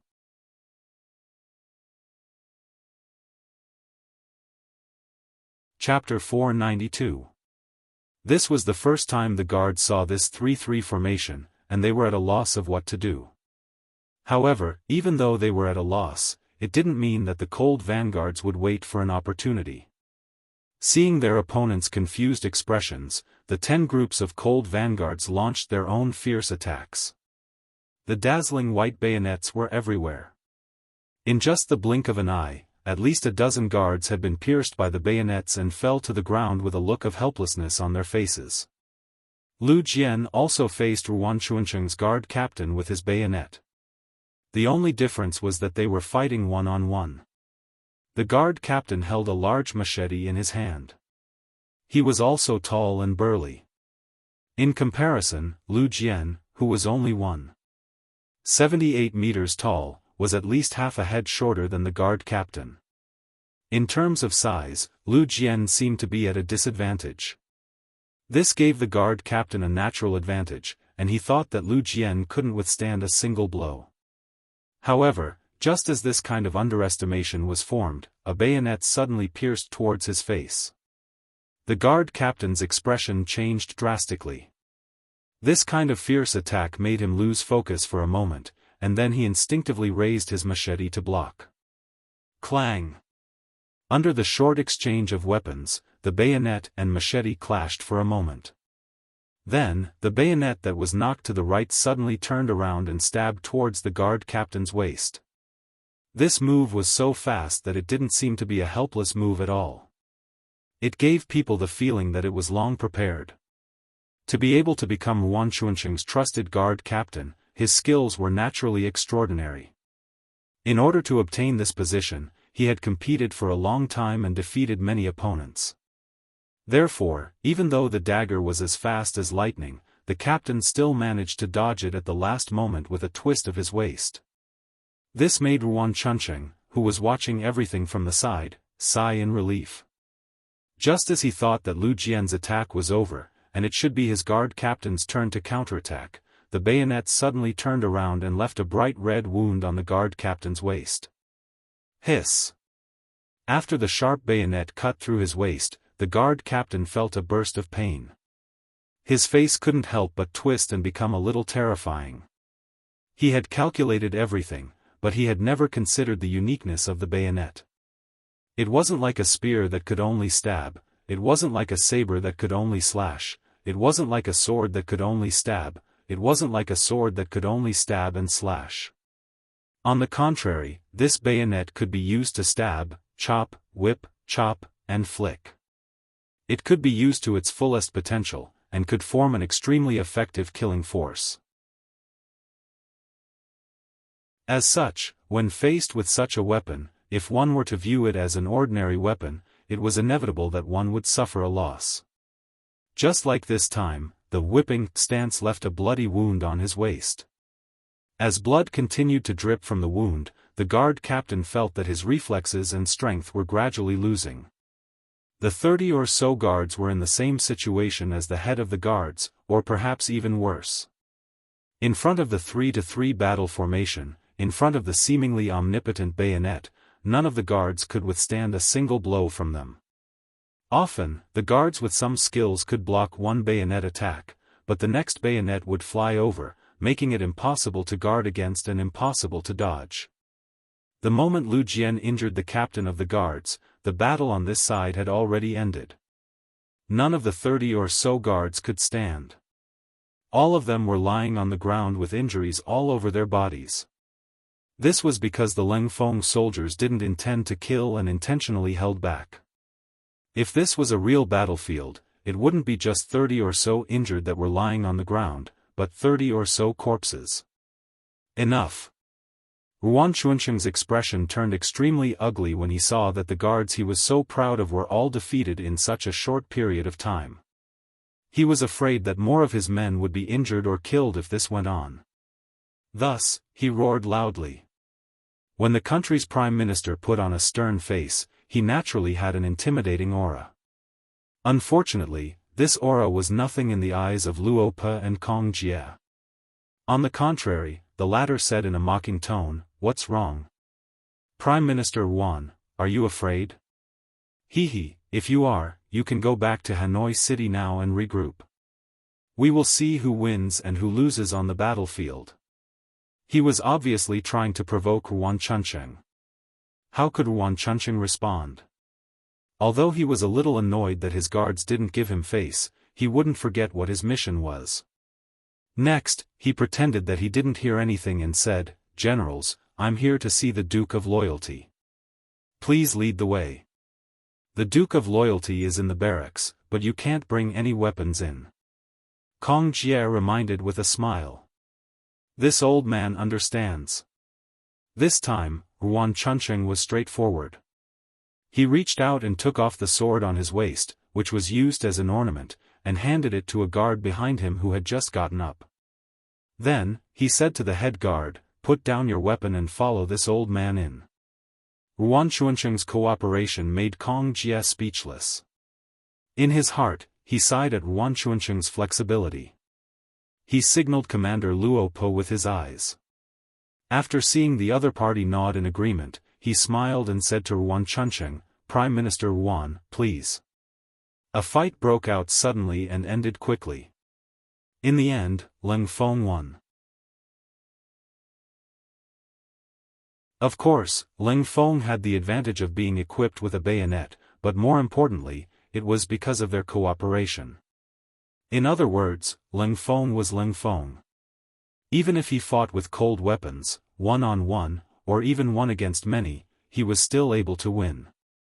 When they finally stepped into the barracks, they saw 5 guards every 3 steps and a sentry every 5 steps.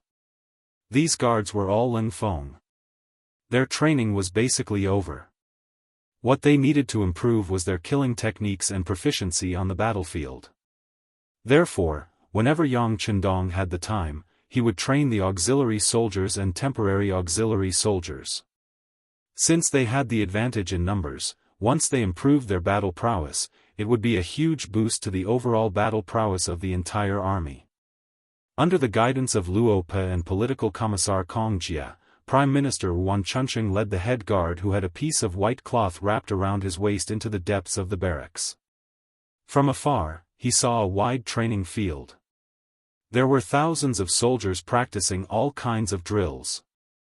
Some were practicing formation, some were practicing assassination, and some were practicing target shooting. There were also some huge logs placed there for a few people to hold together to train their strength. All in all, Yuan Chuncheng had never seen such a training method before. All of this gave him a sense of novelty. It was as if Granny Lu had entered the Grand View Garden. When he walked in front of a group of soldiers who were practicing walking under the slogan, 1, 2, 1, Yuan Chuncheng was very curious. He couldn't help but ask Luo Pe and Kong Jia beside him, "Generals, why are they practicing walking?" Of course, the 2 regimental officers wouldn't tell him the various benefits of proper formation training. They only smiled and pointed at a young man who was also dressed in camouflage clothing not far away. "That's the Duke of Loyalty. Let's go over." Oh. When he heard that Yang Chendong was right in front of him, Yuan Chuncheng set aside his curiosity and strode over to where Yang Chendong was. As he walked forward, his expression constantly changed. When he felt that the smile on his face was enough, he maintained this expression and walked over to Yang Chendong. "Duke, the Prime Minister of Jiaoji is here." Kong Jia's voice rang out respectfully and spread forward. Yang Chendong, who was watching the training on the field, didn't change his expression. It was as if he didn't hear Kong Jia at all and continued doing what he was supposed to do. After Kong Jia reported again, he didn't say anything else. He believed that the 6th young master must have heard what he said, but he didn't reply. There must be a reason why Kong Jia didn't ask anymore. Yuan Chuncheng, who was originally smiling, stood there awkwardly. A full quarter of an hour passed. During this time, Yang Chendong said something to a few of the officers beside him. He pointed out many problems with the soldiers' training, but he didn't say a word to them. He didn't even turn his head to look at them. This made Yuan Chuncheng's expression turn even uglier. If it wasn't for Crown Prince Li Yuanlong's voice in his mind, he would have probably left in a huff. Ahem. In the end, he had to fight for the opportunity himself. After adjusting his mentality, Yuan Chuncheng decided to speak up himself. Although it was embarrassing enough, it was better than standing there all the time. "Your Excellency, I am the Prime Minister of Jiaoji Nation, Yuan Chuncheng. I am here on the orders of my Crown Prince to pay my respects." Yuan Chuncheng's voice wasn't soft. He shouted with qi in his dantian, so it was impossible for anyone not to hear him. In the end, Yang Chendong finally turned his head. Yang Chendong finally moved. Yuan Chuncheng wanted to take this opportunity to say something, but before he could speak, the ridiculously young Duke of Jiaoji spoke first. "Are you the Prime Minister of Chiha from Jiaoji? Since we are here to talk business, where is Hong Jin? I will leave this matter to you." 2 meters behind Yang Chendong stood the captive general of Jiaoji, Hong Jin. He was here to observe how the mercenaries trained under Yang Chendong's permission. According to the sixth young master's intention, Jiaoji would have its own army in the future, and the commander of this army would most likely be handed over to Hong Jin. When Hong Jin first heard this news, he was extremely excited. He originally surrendered to save his life, but now he really wanted to serve under Yang Chendong. It was as if he had the opportunity to come to the training ground. He stared at everything without blinking. He only wanted to learn the mercenaries' training method so that he could form a strong army in the future.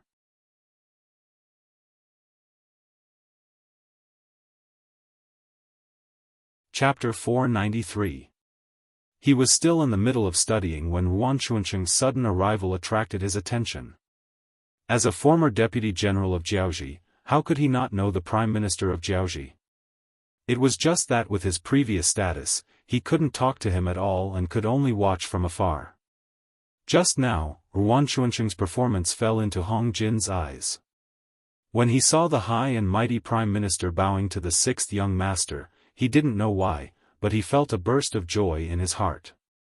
He originally felt inferior because he was a surrendered general, but now it seemed that there was no difference between him and the prime minister. Just as he was thinking about this, Yang Chendong suddenly called out his name. This made him tremble and he couldn't believe what he had just heard. While Hong Jin was still in shock, Tiger's Mane, who was beside Yang Chendong, had already handed him a piece of paper with words written on it. This is the request for the negotiation. Take a good look. This is also a chance for you to perform well. Seize it. Tiger's Mane patted Hong Jin's shoulder as he spoke. This seemingly inconspicuous action made Hong Jin very excited. Who didn't know what kind of person Tiger's Mane was? He was Yang Chendong's most trusted person. Even regimental officers like Luo Pe and Kong Jia were very respectful in front of him. It was definitely Hong Jin's honor that Tiger's Mane thought highly of him. The excited Hong Jin immediately straightened his chest and said with an incomparably firm tone, "Please rest assured, Tiger's Mane and Tiger's Mane. I will definitely handle this matter well." Hong Jin promised solemnly. Under Tiger's Mane's signal, he came in front of Yuan Chuancheng and stretched out his right hand. "Prime Minister Yuan, I will be in charge of the negotiation. Please."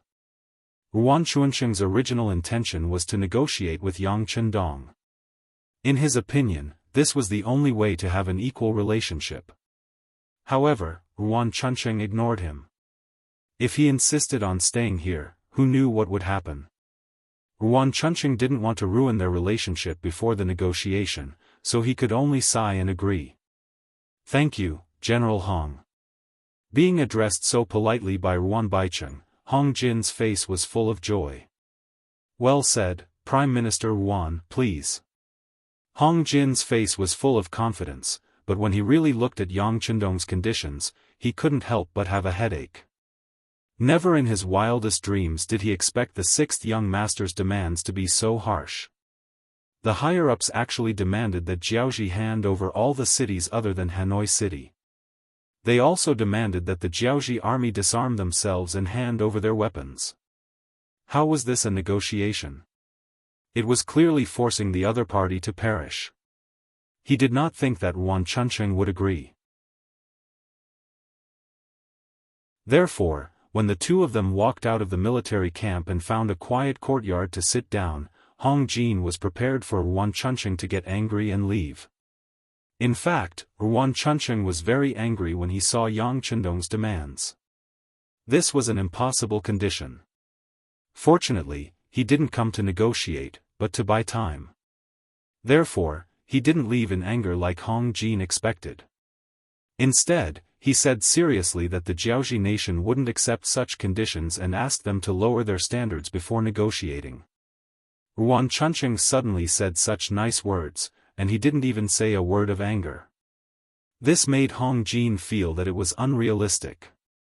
The Beidai city general's residence was now Yang Chendong's resting place. After dark, Hong Jin came to the inner courtyard after being notified.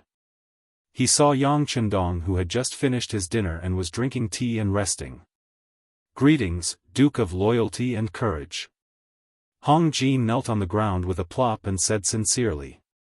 He wanted to call him the sixth young master, but he knew that with his current status, he didn't have the right to do so. "You're here. How's the situation?" Yang Chendong stretched out his hand and gestured for Hong Jin to get up. He also asked about the negotiations.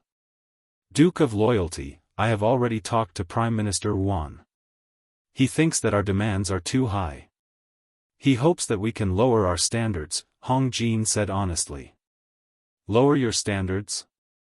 Yang Chendong's face flashed with an unknown smile. "He's not angry?" Hearing Yang Chendong's question, Hong Jin was stunned at first. Then, he thought for a while and said, "He's a little angry, but he doesn't show it." Ha ha. At this moment, Yang Chendong couldn't help but laugh out loud. He had made demands and conditions that were impossible for the other party to fulfill, but the other party didn't turn hostile or get angry. He only said that the demands were too high. What did this mean? It could only mean that the other party didn't really want to surrender at all. Everything was just to stall for time. So, no matter what request Yang Chendong made, they would use all kinds of reasons to reject it. The so-called negotiations, Jiaoji wasn't sincere, and Yang Chendong was never serious. This was just a way for everyone to test each other. Through this test, Yang Chendong got the result he wanted. That was, the other party was indeed stalling for time. They should be planning something. Before they were ready, they wouldn't easily turn hostile. After understanding this, Yang Chendong knew what to do. He said to Hong Jin, who was still standing on the opposite side waiting for orders, "How about this, when you talk to the other party tomorrow, just say this, at the same time, in a courtyard temporarily provided for Yuan Chuncheng." The Prime Minister of Jiaoji had also finished his meal and was chatting with the guard captain beside him. "You've seen the training ground today, right? With your experience, if we were to go against the mercenaries now, what are our chances of winning?" Yuan Chuncheng asked with interest. Although it was true that he was the Prime Minister, he didn't know much about military affairs, unlike the guard beside him, who was originally a military man. Seeing the Prime Minister asking so seriously, the guard captain hesitated for a moment before shaking his head. "The mercenaries' morale is very high. If we were to go against them now, I'm afraid we would lose. What are our chances of winning?" After Yuan Chuncheng asked, he seemed to have thought of something and said, "Just say it boldly. There are only the two of us here." After receiving the Prime Minister's encouragement, the guard captain looked eager to give it a try. Then, he slowly squeezed out 2 words, 20%. Hearing the words, Yuan Chuncheng looked at the guard captain suspiciously. Being stared at, the guard captain lowered his head and squeezed out 2 words with difficulty, 10%. "Only 10%? Hearing this answer, Yuan Chuncheng was clearly very dissatisfied. "Yes, with our current weapons and equipment, it's only 10%. However, if we can have more metal shields, perhaps we can increase it a little. If there's any way to make the mercenaries hesitate, then our chances of winning will be even higher," the guard captain answered honestly. Yuan Chuncheng knew that this was the truth, but this result still made him very dissatisfied. He couldn't help but let out a long sigh. Then, he began to think in his heart. The Crown Prince had already ordered people to forge metal shields and even said that he wanted to build mobile metal carriages. If that was the case, then it wasn't like they wouldn't be able to retaliate at all. Thinking about how he had already sent people to the southern Ming Empire, if they could pressure the Duke of Loyalty, then their chances of winning would increase. "Sigh, what we lack is time." Yuan Chuncheng sighed. Whether it was forging metal shields, metal carriages, or going to the southern Ming Empire to ask for help, they all needed time. However, would the mercenaries give them enough time? How could he delay? It seems that there is a need to make some concessions on some matters. Yuan Chunqing muttered to himself. The first negotiation ended without any results. The next morning, without waiting for Hong Jin to leave, Yuan Chunqing took the initiative to look for him. It was no wonder that he couldn't keep his cool. After all, in comparison, he was under more pressure. Hong Jin was still thinking about how to complete the task given to him by the sixth young master. Now that Yuan Chunqing took the initiative to look for him, he was no longer in a hurry. He smiled and invited the Prime Minister, whom he once looked up to sit in his courtyard and drink tea. The initiative was already in his hands, so of course, Hong Jin wasn't in a hurry. However, Yuan Chunqing couldn't. Although he wanted to pretend to be very shrewd, the situation didn't spare him. Seeing that the two of them sat together and drank 2 pots of tea, he couldn't help but take the initiative to say, "General Hong, do you think we can continue the negotiation yesterday?" "Wait, I drank too much tea. I need to go to the toilet." Hong Jin didn't wait for Yuan Chunqing to finish his sentence. He pretended to be in a hurry to pee, apologized, and left. Seeing how arrogant Hong Jin was, the Prime Minister's guard said indignantly, "A petty man intoxicated by success." Of course, Yuan Chunqing heard this. He already knew about Hong Jin's background, and even knew that he was from the Hong family. In the past, even if someone introduced him, whether he wanted to meet such a small figure depended entirely on his mood. Now, he was the one putting on airs. Of course, he was angry. However, when he considered the big picture, he had to suppress his anger. Forget it, a great man knows when to yield, right? So what if he lowered his head in front of this petty man? Once Jiaoji obtained the final victory, not only Hong Jin, but also the entire Hong family, he wouldn't let them off easily. After comforting himself in his heart, Hong Jin waited for nearly an hour before returning to the courtyard with a satisfied look on his face. When he entered, he pretended to be embarrassed and said, My stomach isn't feeling well. Sorry for making you wait, Prime Minister."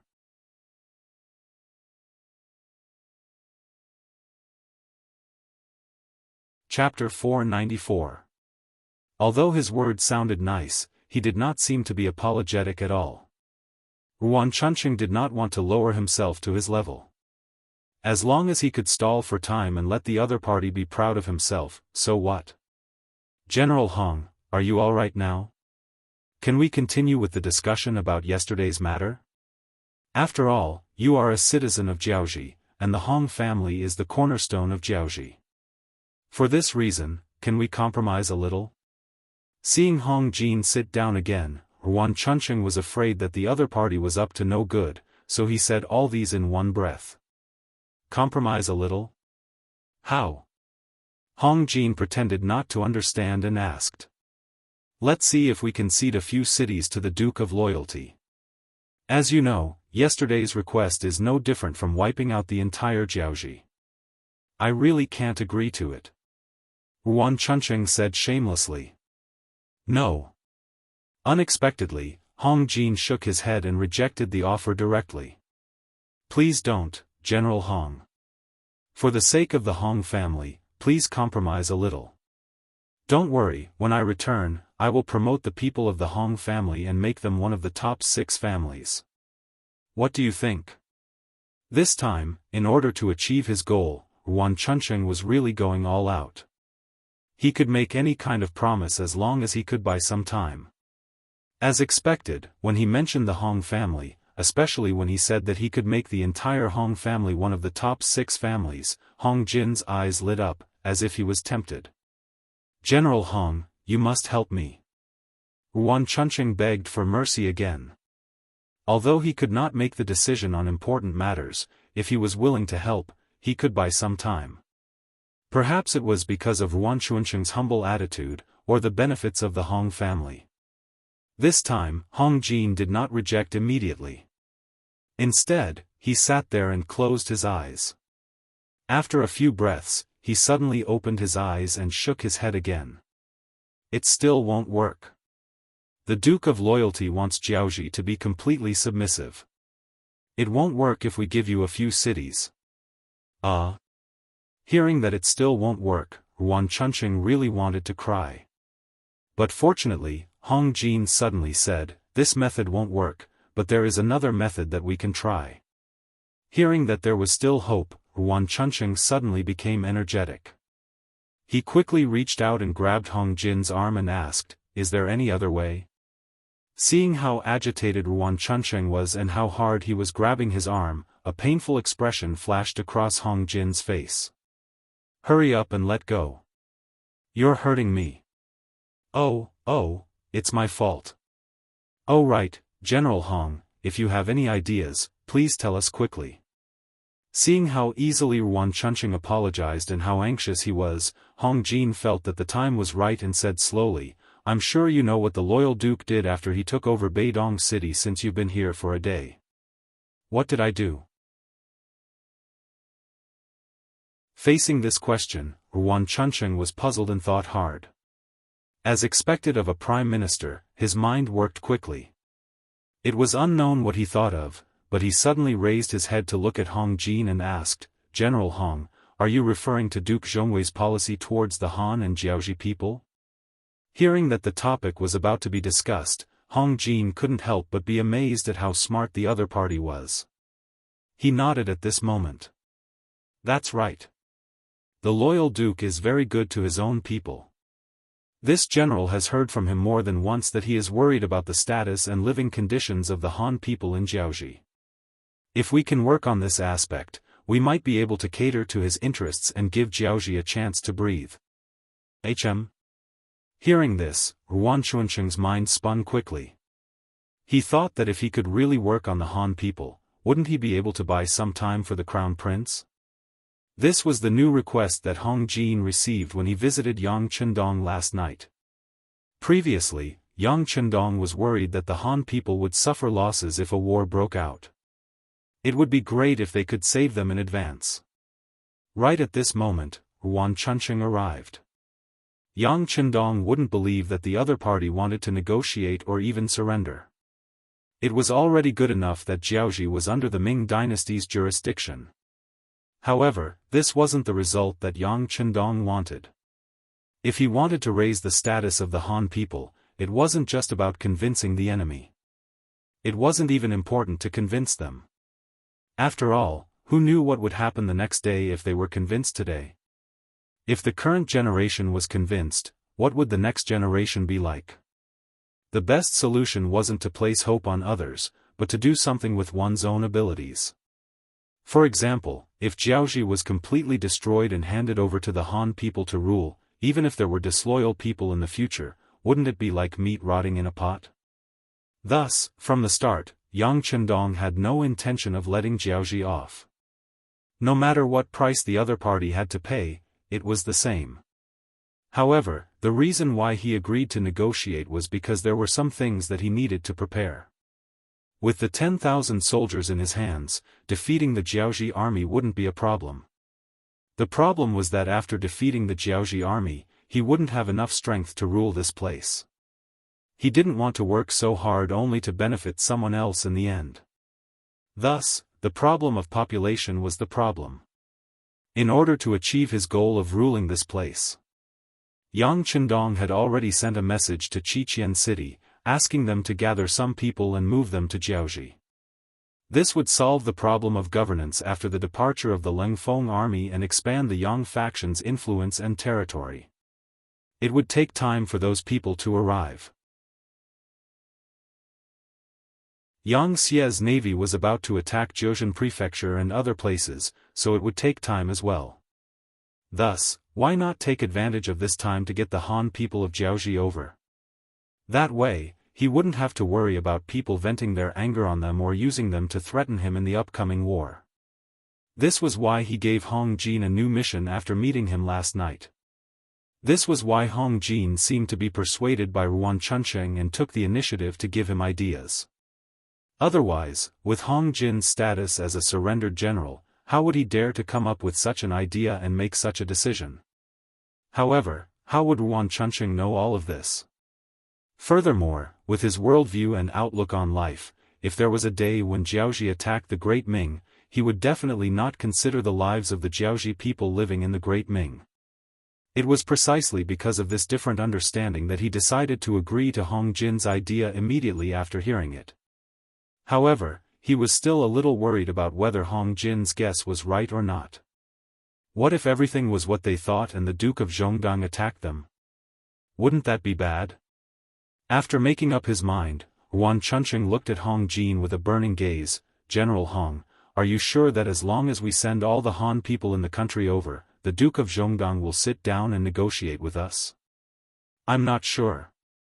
Hong Jin shook his head honestly, but then he said, but I know that doing this can stall for time, right? And if we can stall for time, we will have time to think of a better way, right? The moment Hong Jin said that, Yuan Chunqing's heart began to beat faster. He thought that the other party had seen through his intentions. However, when he heard the last sentence, he couldn't help but relax. Yes, doing this could indeed stall for time. Even if they couldn't think of a better idea during this time, at least this could prevent the war from happening immediately. This would give the Crown Prince and the messenger to the Great Ming more time to prepare. Thinking that this was originally a matter with only benefits and no harm, Yuan Chunqing nodded and agreed, okay, we will do as General Hong said. I will send someone to send a letter to the Crown Prince and send all the Han people in the country here. However, this is a huge project. I'm afraid that it can't be done in a year or half a year. The last sentence was said by Yuan Chunqing tentatively. Because if there was really a year or half a year, the Crown Prince would be able to prepare. Once the iron shields and iron chariots could be manufactured, they would have a chance to fight against the mercenaries. At that time, with the advantage of the number of troops and the fact that they were fighting on their home ground, the chances of winning were not small. What? Half a year or a year? Huh, Prime Minister Yuan, don't joke around. Do you think the Duke of Zhongdang will agree? When Hong Jin heard that it would take such a long time, he couldn't help but laugh. He didn't forget that Yang Qindong set a time limit when he gave him this task last night. Yuan Chunqing didn't really expect that it would take so long. After all, the Jiaoji country wasn't big. It wasn't like the Great Ming, where it took a long time to walk from the south to the north. When he saw that he couldn't test Hong Jin, he asked in a consulting tone, then according to General Hong, how long is it appropriate to do this thing? Hong Jin didn't speak immediately. Instead, he raised his hand and stretched out 5 fingers. 5 months? Seeing this gesture, Yuan Chunqing instinctively said. No. Hong Jin shook his head. Then it's 50 days. When he said this, Yuan Chunqing had a bad feeling in his heart. But Hong Jin still shook his head after hearing this. Then, he said in an unquestionable tone, 5 days. If it's more than that, I can't guarantee that I can convince the Duke of Zhongdang. What? 5 days? That's impossible. Yuan Chunqing jumped up from the chair and said in an agitated tone. Not to mention that he originally wanted to use this matter to delay time, even if he really wanted to do it, it was absolutely impossible to do it in 5 days. From some places in Jiaoji to Beidai City, 5 days was far from enough.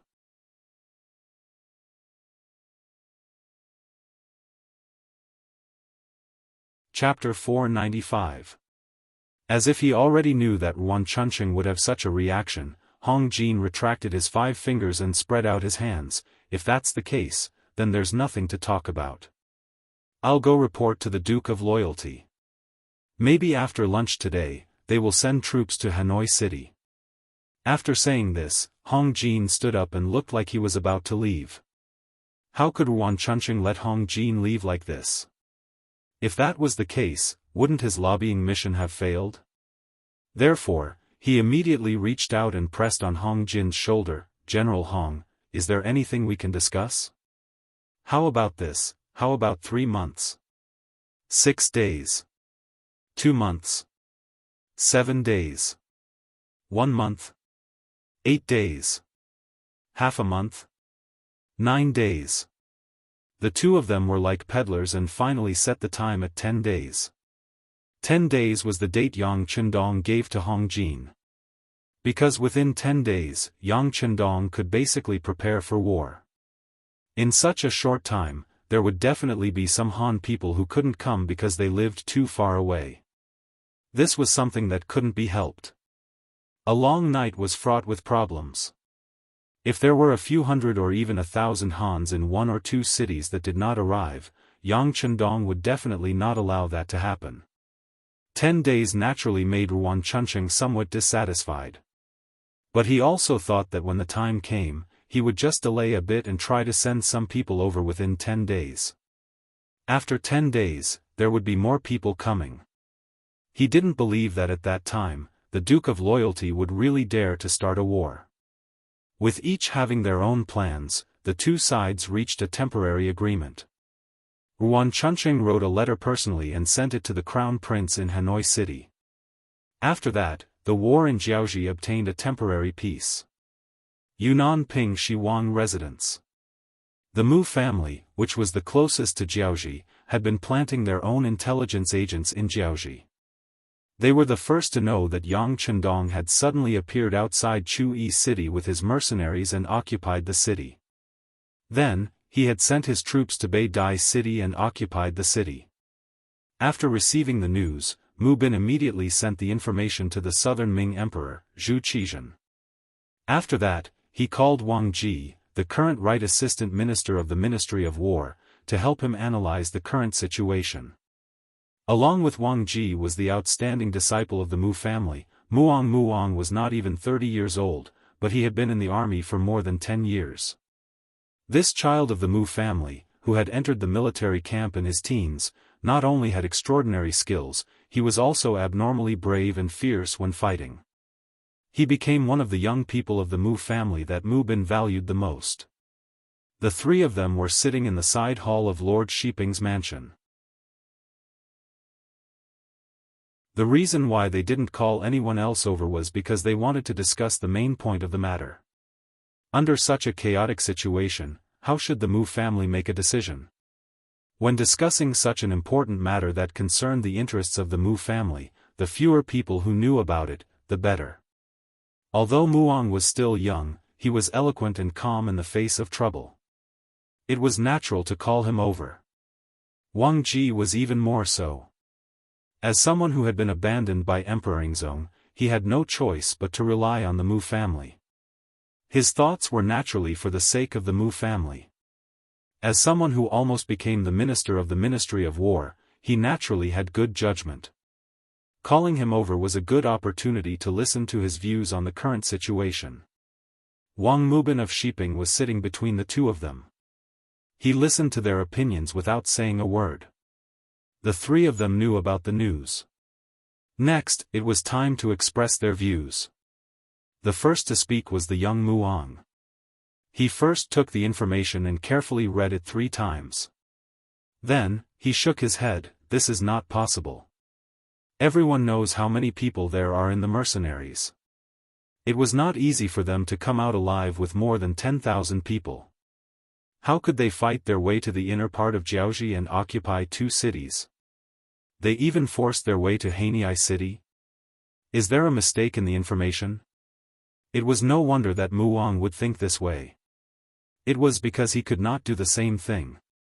Although he was considered a general of the Mu clan, even if he was given 100,000 soldiers, he would not be able to do things so beautifully, let alone 10,000. The information can't be fake. This information has been verified. Mu Bin saw that Wang Ji also did not believe it, so he spoke up to confirm the authenticity of the information. As for the verification he mentioned, it was naturally the same information sent by another intelligence team. For a matter, one person's words could be wrong and could not be trusted completely. However, when everyone said the same thing, there was no doubt that it was true. Originally, Wang Ji also wanted to question this matter. Now that he heard Mu Bin's words, he quickly shut his mouth. If he still doubted it at this time, it was equivalent to doubting Lord Shiping. For him who had offended Emperor Yingzong and had nowhere to go, if he did not cling to Mu Bin's thigh, he would really become a nobody in the world. As soon as Mu Bin said this, the side hall suddenly quieted down again. Obviously, everyone needed to digest this information. Then, after waiting for about 10 minutes, seeing that the two beside him had almost recovered, Mu Bin opened his mouth again and asked, "Okay, now you can say whatever you want to say. There are only the three of us here, so you are not allowed to speak nonsense." The so-called nonsense meant that they could say whatever they wanted. Once they left the room, they would not say it again. No one would be punished for it. Since they could say whatever they wanted, Wang Ji's small eyes rolled for a moment before he said, "If all of this is true, then the combat strength of this mercenary group is too powerful. This loyal duke is too ambitious." "What do you mean?" Mu Bin felt that Wang Ji seemed to be implying something. Seeing that Mu Bin was interested, Wang Ji knew that the opportunity to show off had come. He did not hold back and said everything that was in his mind.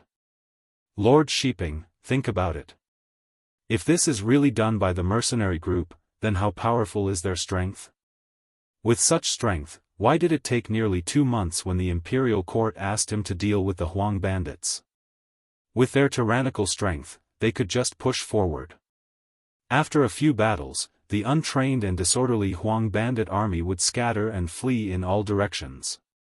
Not only that, if he really wanted to solve the emperor's problem and did his best, he could have come to quell the chaos in Yunnan after eliminating the Huang bandits.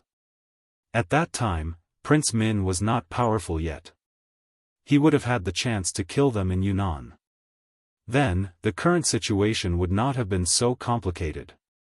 In one breath, Wang Ji said a lot, which faintly revealed a fact. He had always thought that the mercenary group did not fully display their strength, but was hiding it. Then may I ask, under what circumstances should one intentionally conceal one's strength? Could it be that he was plotting something big? Or even the reverse? Did he deliberately want to see something happen? Did he deliberately want to see the chaos become bigger and bigger so that he could benefit from it? After all, anyone who had an invincible army would want to have space to display their strength. Otherwise, wouldn't the jewelry be covered in dust? It had to be said that Wang Ji's deduction did make some sense. Mu Bin had also heard those words, but even though they had already thought of this point, they were still unable to see through Yang Qindong's grand goal of wiping out Jiaoji, raising the prestige of the Han people, and dominating the world. It was not because of other reasons, but because their vision was too narrow. Although they were considered to be in a high position, their eyes were always on the Ming Dynasty, and they were also in this environment. Since young, they were taught that the outside world was a barbarian land, and it was incomparably desolate. The center of the world was the Ming Dynasty, and those places were pitifully poor. What was the use of occupying them? It was under such conservative thinking that Mu Bin asked such a question. So, the Duke of Loyalty and Courage is deliberately hiding his strength. But why is he doing this? What is the use of damaging Jiaoji? Does he really want to occupy that place? Although this prince has never been there, I have heard many people say that the land there is small, and there are many people there. It is very poor. Using Mu Bin's words, Wang Ji also said, of course, he doesn't want to occupy that place. There are no benefits there. The Duke of Loyalty and Courage is doing this to show off his strength. This way, others will be wary of him, and then he can achieve his goal. Goal? What goal? This time, it was Mu Wang who asked. He. Wang Ji smiled proudly, and then asked Mu Wang, General Mu, this old man wants to ask you. After hearing about the strength of the mercenary army, if you were to lead an army to fight him, what are your chances of winning? Mu Wang's face turned red as if he had been asked a question. He wanted to say that he was not afraid of the mercenary army, but when he thought about the way they attacked Jiaoji, it was not something he could do. This courage dissipated in a short time, and he had to shake his head and say, if the two armies really fight, and fight with swords and spears, I'm afraid our Mu family will not be able to gain any advantage. Hearing Mu Ang's answer without confidence, Wang Ji not only did not make sarcastic remarks, but also nodded. Let's see. Even the Mu family army does not have the confidence to win. Then whether it is Ing Zong or Min Wang, how can they talk about winning? This is equivalent to obtaining victory in terms of momentum before the battle. If they want to use this momentum to ask for something from the emperor, how can they not agree? At this point, Mu Bin, who was sitting at the side, finally seemed to have thought it through. Does official Wang mean that the Duke of Loyalty and Courage wants to be a king like this prince? There is indeed such a possibility. After all, we have received news before that the Duke of Loyalty and Courage is very persistent about the throne. Wang Ji nodded and said seriously.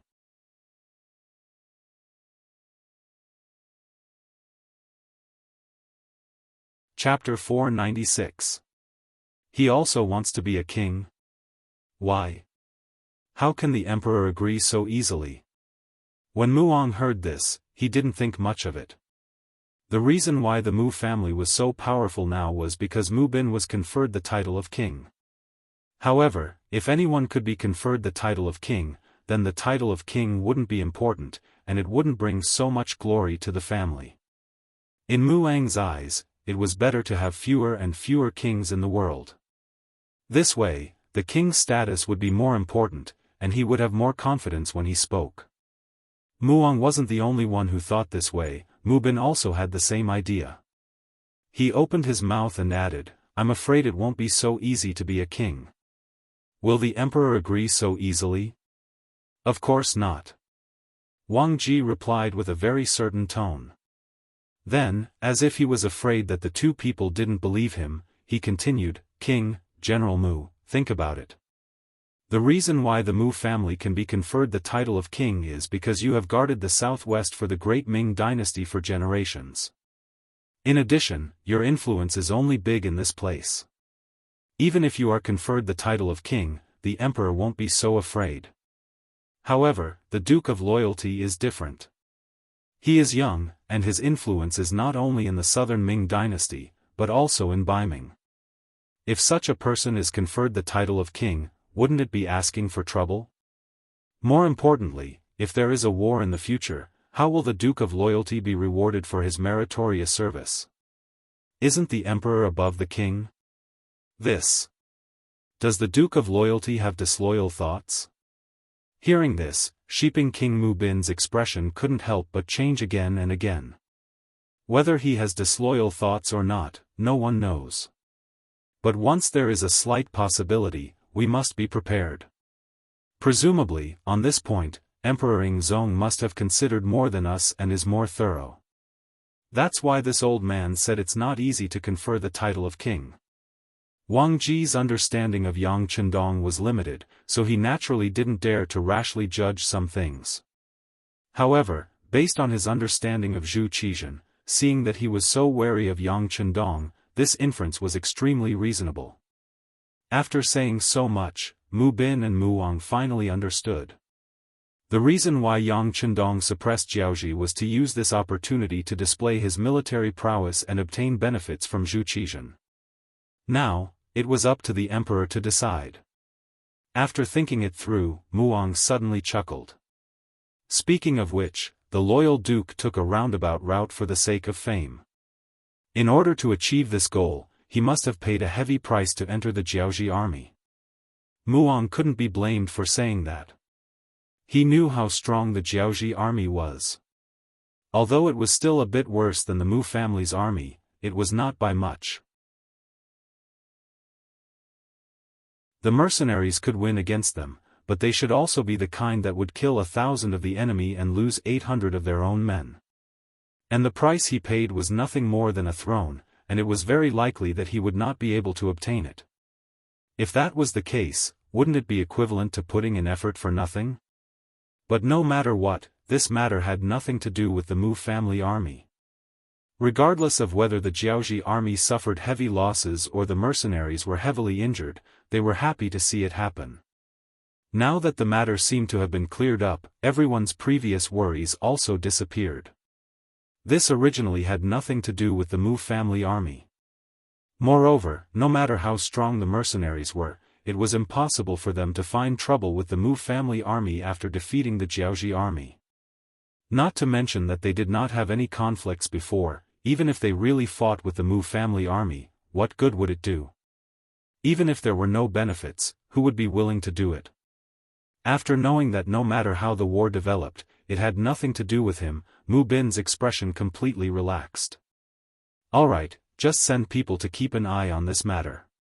As for how it will develop, there must be someone who has a bigger headache than us. Mu Bin's words were correct. Prince of Min's faction also had the same attitude as him, but they did not care about their own affairs. They were currently thinking of using all their strength to conquer the entire Guangdong province. This was because during this period of time, they had sent troops everywhere and conquered many cities in Guangxi that they had yet to reclaim. Now that the entire Guangxi was in their hands, they naturally set their sights on Guangdong, especially the important Guang province. The person who Mu Bin said would have a bigger headache was naturally the southern Ming imperial court. The Minister of War, Kuang Yi, who was the first to receive the news, was in a good mood. When Yang Chendong left Gaozhou Prefecture and went straight to Liang Mountain, he also brought Guaning, Ma Wei, Yu Guang, and other generals out of Gaozhou Prefecture and took a detour to Guangzhou Prefecture. After a round of recruitment, in addition to the support of the imperial court, 10,000 southern Ming soldiers quickly gathered in the Guangzhou Prefecture and had a certain amount of military strength. However, it was also at this time that all kinds of news came from the front. Some were good, and some were bad. The so-called bad news was naturally that the Min King and the Miao army had attacked everywhere and finally conquered the entire Guangxi, allowing the Min King's forces to develop even more. There was even news that they were gathering troops. The next target would probably be the Guangzhou Prefecture that they were in. After all, as long as they conquered this place, the entire Guangdong province would not be far from falling into the enemy's hands. For this, other than continuously strengthening the city's defenses and recruiting troops, Kuang Yi continuously sent urgent documents to the capital and Nanjing to request for more support from the imperial court. Other than the bad news, there was also good news. For example, he just received the news that the Duke of Loyalty had brought his mercenaries and killed his way into Jiaoji. Not only did they pass through the complicated terrain of the Liang Mountain rainforest, but they also took over Jiaoji's Tsui city and Beidi city. The southern Ming spy in Jiaoji said that the current Jiaoji could not even take care of itself.